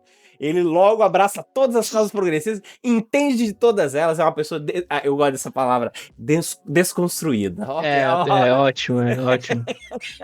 eu, Ótimo. então, você é uma pessoa desconstruída, então assim, né, justamente para abordar temas sensíveis dentro de uma narrativa e como foi pra você esse processo? Você falou, e aproveitando, Kali, 10, joia. Kali com certeza vai ouvir que ela é monstro. Leitura crítica e tudo mais. Como é justamente esse processo pra você de abordar determinados temas? Se é um processo que você mesmo às vezes pensa se você tá fazendo certo, se há uma insegurança em você pra tocar essas coisas. Porque, de novo, a gente tá falando de um estereótipo tosco que olharia pra você, pro tipo de conteúdo que você produz, pro tipo de tema que você estuda, pensaria, porra, não, porra, Andrew sabe tudo. Ele é desconstruído. Como é pra você abordar esses temas? Porque é uma coisa propositiva, você queria falar dessas coisas. Exato. Inclusive, tem umas questões interessantes que eu queria que eu tratei no romance e que eu queria tratar. Sei lá, por exemplo, homofobia internalizada, que é uma coisa que a gente, sabe, às vezes as pessoas não falam tanto quanto deveriam, eu acho, sabe? Tem muita gente. Eu lidei muito com isso, né? Tipo, a gente não cresce sabendo tudo. Às vezes as pessoas reinventam a própria história. E dizem, nossa, eu era desconstruidão desde de que eu nasci, né? Tipo, saí da barriga da minha mãe com uma, sabe, com um bottom do Partido Comunista, sabe, pendurado na orelha, assim, sei lá. E eu não sou assim, eu acho que isso é meio. Acho que isso é meio inautêntico, sabe? Tipo, a gente passa por isso, a gente passa por esses processos. Eu tive que lidar muito com essa coisa da homofobia internalizada até eu entender, tipo, o meu desejo, ele é múltiplo, ele é fluido, que eu não gosto só de garotas, que eu gosto de meninos, que eu gosto de pessoas que não são garotos nem garotas, né? Enfim, porque apesar também do que a galera fala, bi não é transfóbico, tá? Bi é só um grande guarda-chuva para sexualidades não binárias, né? E é isso. Se você acha que é outra coisa, estou te atualizando. Enfim, né? Mas eu não sei, eu acho que quando pensar nessas coisas, assim, na ficção, né? Acho que insegurança a gente sente um pouco sempre escrevendo, né? Se as pessoas vão gostar do que a gente faz, se tá bom o suficiente, coisas assim, né? O meu editor, eu gosto muito dele, né? O Vilto Reis. A gente se entende muito bem e foi muito curioso, né? O processo de edição do livro. Que ele me mandou o livro com as notas dele e tal, a gente fez umas reuniões pra resolver algumas coisas. E tem umas coisinhas que ele tem um ponto de vista estético um pouquinho diferente do meu, assim. Mas junto a gente conseguiu pensar em soluções que talvez separado a gente não tivesse conseguido. E eu achei isso muito bacana. Eu acho que é isso, sabe? Esse é o processo editorial que eu queria, né? Entrando numa editora, enfim, né? Esse diálogo sempre aberto e tal. Eu gosto de escrever coisas que são importantes pra mim, que eu acho que são autênticas pra mim, e com um pouco de sorte vai ser autêntico pra outras pessoas. Eu acho que essa ideia de procurar autenticidade, eu acho que ela vai muito na direção de tentar, sabe, de escrever sobre coisas e de discutir questões que são efetivamente políticas, que a gente considera relevantes e que a gente considera pertinentes, sabe? E então não foi à toa que eu fui lá pensando que eu vou escrever sobre questões queer, sabe? Sobre micropolíticas queer, sobre violência e coisas assim. Mas ao mesmo tempo, eu também não queria essa perspectiva triunfalista, sabe? Eu acho que essa é uma boa palavra. Quando a gente pensa na ideia da pessoa desconstruída que você falou ali, né? É meio triunfalista, como se você pudesse, sabe, conquistar de algum momento uma vitória, assim, pra... E não é assim. Então, assim, eu falei, por exemplo, a Nyx, né? A Nyx é bi, é uma mulher bi. A Duda é lésbica, o Ícaro é gay, a gente tem personagem trans no romance. A gente tem personagem que é de várias sexualidades diferentes, de vários gêneros diferentes. A gente tem personagens que são heterossexuais, né, e tudo mais. Ninguém, mesmo os personagens queer, eles não são necessariamente flor que se cheire só porque eles são queer, né? A Nyx é uma garota queer bi, e ela é bem queer, bem punk. E ela não é necessariamente, assim, um amorzinho, sabe? E ao mesmo tempo, ela também é uma pessoa que tem empatia, sabe? Todos eles têm falhas, eles têm problemas de caráter, sabe? Eles não são essa visão idealizada que muitas vezes, tipo, algumas séries, por exemplo, da Netflix, sei lá, que tem essa visão meio assimilacionista pasteurizada, passa pra gente. Então, são personagens com problemas, são personagens com angústia, são personagens com problemas que eles têm que lidar, que resolver. E eu queria discutir muito essas coisas. Tem personagens no romance que são relativamente, por exemplo, que a gente poderia pensar em personagens conservadores que em dados momentos eles vão ser empáticos. Porque o fato de a pessoa ser conservadora não significa que ela é um crápula, só significa que ela não entendeu que ela tá olhando pro mundo de um ponto de vista de privilégio. Ela não entendeu isso. Seja pelas razões que forem, sabe? E faltou letramento pra essa pessoa, né? Em algum momento. Faltou construir conhecimento que propiciasse ela entender que o mundo é muito mais múltiplo, né? E que tá tudo bem ser múltiplo. Pelas razões que forem, sabe? E aí tem personagens, tipo, que são queer, que em algum momento eles vão ser mais escroto que uma pessoa que você poderia chamar de conservador. Porque eu queria nublar essas linhas, sabe? Eu queria que fosse dúbio. E eu acho que quando eu tava... Porque, assim, um dos textos que me inspirou, de certa forma, a escrever esse romance foi o Lost Souls, do Poppy Bright. Que, infelizmente, ainda não foi traduzido para o português. Inclusive, algum editor que estiver ouvindo, me contrate para traduzir. Já comecei a traduzir, sabe? Vamos negociar isso aí. Vamos trazer Poppy Bright pro Brasil, tá? Porque, assim, o Bright, ele é um autor trans, né? E ele escreveu essa obra que é meio que... É o único romance de vampiro que ele escreveu. E é um romance queer, que trata de subcultura gótica também e tal. Mas foi uma sacada que eu li no romance, que eu acho que antes de ler eu nunca tinha me tocado disso, assim, sabe? Que é a seguinte questão, né? Que quando... Normalmente o que a gente lê, quando tem personagem queer, é tipo, o personagem queer meio que na margem de algum núcleo hegemônico, e meio que sofrendo um pouco de desgaste ou tendo dificuldade pra tentar entrar ou ser aceito nesse núcleo hegemônico. Às vezes e muitas vezes sofrendo violência por causa disso. Isso acontece muito, isso é um enredo muito comum. Sabe? É um conflito muito comum quando pensa em personagem gay, lésbica, trans, etc. Né? É sempre o personagem, sabe, na borda da hegemonia, né? O Bright, ele faz o contrário. Ele constrói um contexto queer, que não é um contexto necessariamente, porque o contexto queer dele é um contexto onde os vampiros habitam. Então é um contexto perigoso, é um contexto predatório, né? E os vampiros são gays, são garotinhos gays, sexys, que tem banda e se comem e tal, muito, muito divertido, sabe? É bem sexy, é bem erótico, e é um estilo bem forte, assim. E o Poppy Bright, ele é absolutamente implacável com os personagens dele. Que é uma coisa que eu ainda não consigo ser tanto. Né? Eu queria muito ser implacável, mas eu ainda não consegui. Né? Talvez num livro futuro. Né? Isso não significa que o final do meu romance seja conciliatório, porque eu consegui não fazer isso, né? Eu não queria um final conciliatório. E eu consegui eu consegui escrever um final que não concilia quase nada, assim. Mas enfim, o Bright, então, quando daí em algum momento tem lá um personagem que na verdade é um pastor, e aí a filha dele acaba virando... A filha dele, ele tem uma filha gótica, que ele acha que ela tá metida com coisa errada, e aí ele descobre que ela tá andando com uma galera ali, e aí ele vai meio que tirar satisfação dessa galera. Ele vai até o bar para tirar satisfação. Né? E o bar é um bar de vampiro, é um lugar, é um ambiente queer, é um espaço queer. E ele vai até lá pra tentar meio que impor o que ele acha que é certo e que correto em um dado núcleo específico. E aí ele se fode.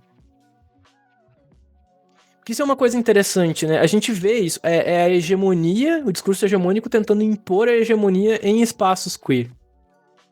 Né? E aí quando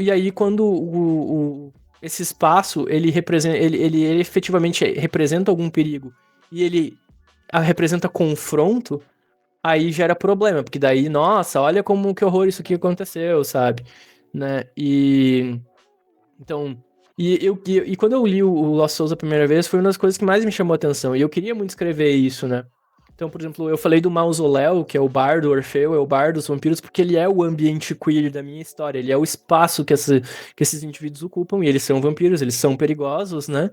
Então, quando tem personagens que tentam impor certa hegemonia lá dentro, isso não vai acabar bem, porque eles não aceitam isso, porque é o espaço deles, né? É um espaço em que eles têm poder, né? E o poder as dinâmicas de poder hegemônico, elas não funcionam lá dentro, né? É um espaço queer. E eu queria muito explorar isso, eu queria muito escrever alguma coisa. Fazia tempo que eu queria escrever alguma coisa que tivesse isso, né? Que tivesse essas dinâmicas de poder diferentes. E eu sou muito Foucaultiano nesse aspecto, assim, eu gosto muito de pensar nessas coisas. E eu acho que foi aos pouquinhos que eu fui botando, sabe, as partezinhas do romance juntas, assim. Tinha personagem... Quando eu terminei a primeira versão, ele era bem menor. Tinha, acho que uns 6 personagens a mais que eu cortei. Depois eu acabei ainda adicionando uma personagem a mais. Reescrevi um monte de coisa. Foi um romance que mudou bastante. né? Que agora, a última vez, inclusive, eu acho que eu cortei uns 6 capítulos da versão... Porque eu sou implacável com o meu texto, eu não tenho problema nenhum em cortar texto. Não sou preciosista nesse aspecto. Então, tipo, a Kali me falou umas coisas que ela achava que eu deveria alterar, né? Que era uma alteração mais significativa. O meu editor concordou e eu, então, bora lá, sabe? Vamos cortar isso aqui, reescrever isso aqui. E aí eu tive que fazer uns ajustes pra tirar, né? Porque aqueles capítulos que eu cortei. E de fato o romance ficou bem melhor, ele ganhou mais fôlego, né? Mas foram ajustes que a gente faz. E por isso que é importante também a gente ter gente, sabe, boa, gente profissional trabalhando com a gente. Porque você não vai fazer um livro bom sozinho, sabe? É um pouco isso. Eu tinha essa ingenuidade quando eu tava começando, mas depois a gente entende que não dá, sabe? E. Bom, eu. Agora que. Só pra gente, então, pro final, eu queria primeiro saber se a gente já tem uma previsão de lançamento, ou uma proximidade de lançamento da sua obra. E assim, é uma coisa meio esdrúxula que eu vou te pedir pra você fazer, mas talvez não tanto, mas eu sei que tem autor que não gosta, e eu quero ser respeitoso. Mas, para criar um vínculo entre o ouvinte e a sua obra, a data que ela vai sair, e se você pode fazer, sei lá, você gostou de X, talvez você goste, né, de Apetites Vorazes. Se você gostou de Y, talvez Apetites Vorazes também sacie, né, ou coce aquela coceirinha que essa obra também coçou pra você. Então, existem esses paralelos? Sim, existem porque eu tenho as minhas referências vampirescas também, né, eu acho que é meio inevitável, assim. O romance, tá, ele nesse momento está em produção, né, pela editora Flive, e a princípio, assim, vou comunicar isso, eu acho que eu posso falar isso. Vai sair só no mês que vem, até lá você Ele me fala, não, ainda vai demorar um tempinho, ele vai pra pré-venda, ele vai entrar em pré-venda, acredito que em metade de abril. Talvez um pouquinho antes, talvez um pouquinho depois, né? Talvez ali início de maio não passa, mas eu acho que vai ser ali pro finalzinho de abril, metade do final de abril. E o lançamento dele vai ser na PocCon em São Paulo, que é aquele evento, aquela feira de arte queer que tem em São Paulo, que agora eu não lembro bem das datas, eu acho que é bem no início acho que é no primeiro final de semana é em junho, né? No primeiro final de semana de junho. Acho que deve ser eu não lembro se é 5, 6 ou 6 e 7, acho que é 5, 6. Não, deve ser final de semana, deve ser 6 e 7. E vai sair na PocCon, então, né? Acho que são 6 e 7 de junho desse ano. Então eu vou estar lá com o romance e tal, né? A gente vai ter um lançamento lá. E em princípio, né, é a data que eu tenho. Sobre, né, referências, assim, pro romance, eu acho que eu pego algo que mistura uma coisa meio... esse ar meio triste transante, né, o melancólico de algumas coisas que tem na literatura de vampiro. Tipo, se você gosta de Carmilla, se você gosta de Anne Rice, se você gosta de filmes do tipo Lost Boys, ou pelo menos parte do Lost Boys, eu gosto muito da primeira parte do Lost Boys. Aquele filme Quando Chega a Escuridão, né? Se você gosta muito de filmes nessa vibe, sabe? Uma coisa meio quase um anos 80, meio retrô, assim, sabe? Acho que você vai gostar do romance. Porque é bem a vibe que eu queria com a história. Tá, tirando Nine Inch Nails, qual é a trilha sonora do livro? Essa pergunta é fácil. Essa pergunta é fácil. Eu fiquei feliz. Essa pergunta é fácil porque inclusive, eu ainda não divulguei, né? Porque eu vou divulgar depois. Mas eu fiz uma playlist pro livro, né? Massa. Mas Nine Inch Nails, com certeza, né? Assim, você ouve Nine Inch Nails, é uma das trilhas do Rob Zombie, também. Nossa. Vibes, né? Que mais que eu posso dizer? Pras partes mais melancólicas, Joy Division. Né? Pras partes transantes também, além de Nine Inch Nails, Depeche Mode. Né? Acho que essa coisa meio synth pop, sabe, pós-punk, tem umas coisas que eu gosto muito que eu acho que não são tão famosas, né, mas tem umas outras, sei lá, Suzy Sue and the Banshees, Peter Murphy, Bauhaus, que mais? Tô esquecendo alguém importante, Tears for Fears, sabe, The Mission, né, acho que dá pra pegar a vibe. Não, né, depois me manda essa playlist, eu não vou divulgar ela, tá? Mando. Que eu quero escutar porque eu quero me preparar. Tá. Mas, olha, Andrew, muito obrigado primeiro por ter aceitado. Eu te segurei por quase 2 horas, falta 2 minutos. Isso porque a gente conversou uns bons 20 minutos antes de começar a gravar. Então a gente já está aqui batendo papo já tem um bom tempo. Obrigado por ter aceitado. Eu gosto de ter gente igual você aqui. Eu gosto de todos os meus convidados. Não é. Mas eu gosto de ter gente igual você porque eu acho que você fala de temas que eu acho que são importantes serem discutidos e você fala deles com uma responsabilidade e um conhecimento que eu não tenho. Eu quero falar muitas vezes, mas eu sei que eu não tenho, então eu me limito àquilo que eu posso. Então ter gente com sua voz, com sua bagagem é importante para, né, para ter um certo embasamento daquilo que está sendo discutido. Então, obrigado por aceitar, obrigado por fazer parte. Eu tô muito empolgado para ler seu trabalho e, assim, parabéns pelo que você já produz. Eu gosto muito de acompanhar você, eu gosto dos seus vídeos, eu gosto que você fala com conteúdo, com propriedade, você fala de coisas que eu nunca teria ficado sabendo. Você me fez querer ler, tipo, Anne Rice, não só isso, mas, tipo, você fala muito de Carmila, eu quero ler agora Carmila. Leia Carmila. Eu vou ler por sua culpa, velho. Enfim, então acho que eu gosto do que você traz para esses espaços e eu espero muito que conte comigo pro livro, para qualquer coisa que você precisar divulgar, conte com a gente. E pra gente finalizar, manda um recado pra galera, fala do seu livro, fala do seu trabalho, aonde eles podem te encontrar, e é isso aí. Não, em primeiro lugar, eu que agradeço por ter me convidado. Eu adoro conversar sobre essas coisas. Eu falo muito, eu falo demais. Eu sou uma pessoa que, né, assim, fala. Pro pessoal me encontrar, assim, eu tenho. Faz um tempo já que eu tô produzindo conteúdo, tenho gravado alguns vídeos que eu posto no Instagram e no TikTok. Se vocês procurarem por Andrew Santos, não tem como não achar, minha carinha com cabelo rosa. Eu provavelmente sou o único Andrew com cabelo rosa que vocês vão achar no Instagram e no TikTok, então é relativamente fácil de me achar. São as duas redes sociais que eu uso.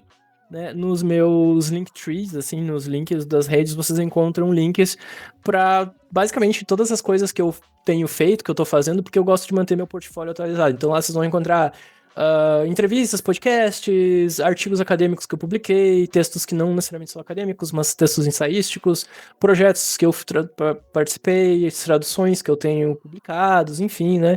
O material que eu vou fazendo, eu vou colocando lá no meu portfólio, até para as pessoas conseguirem acessar com facilidade.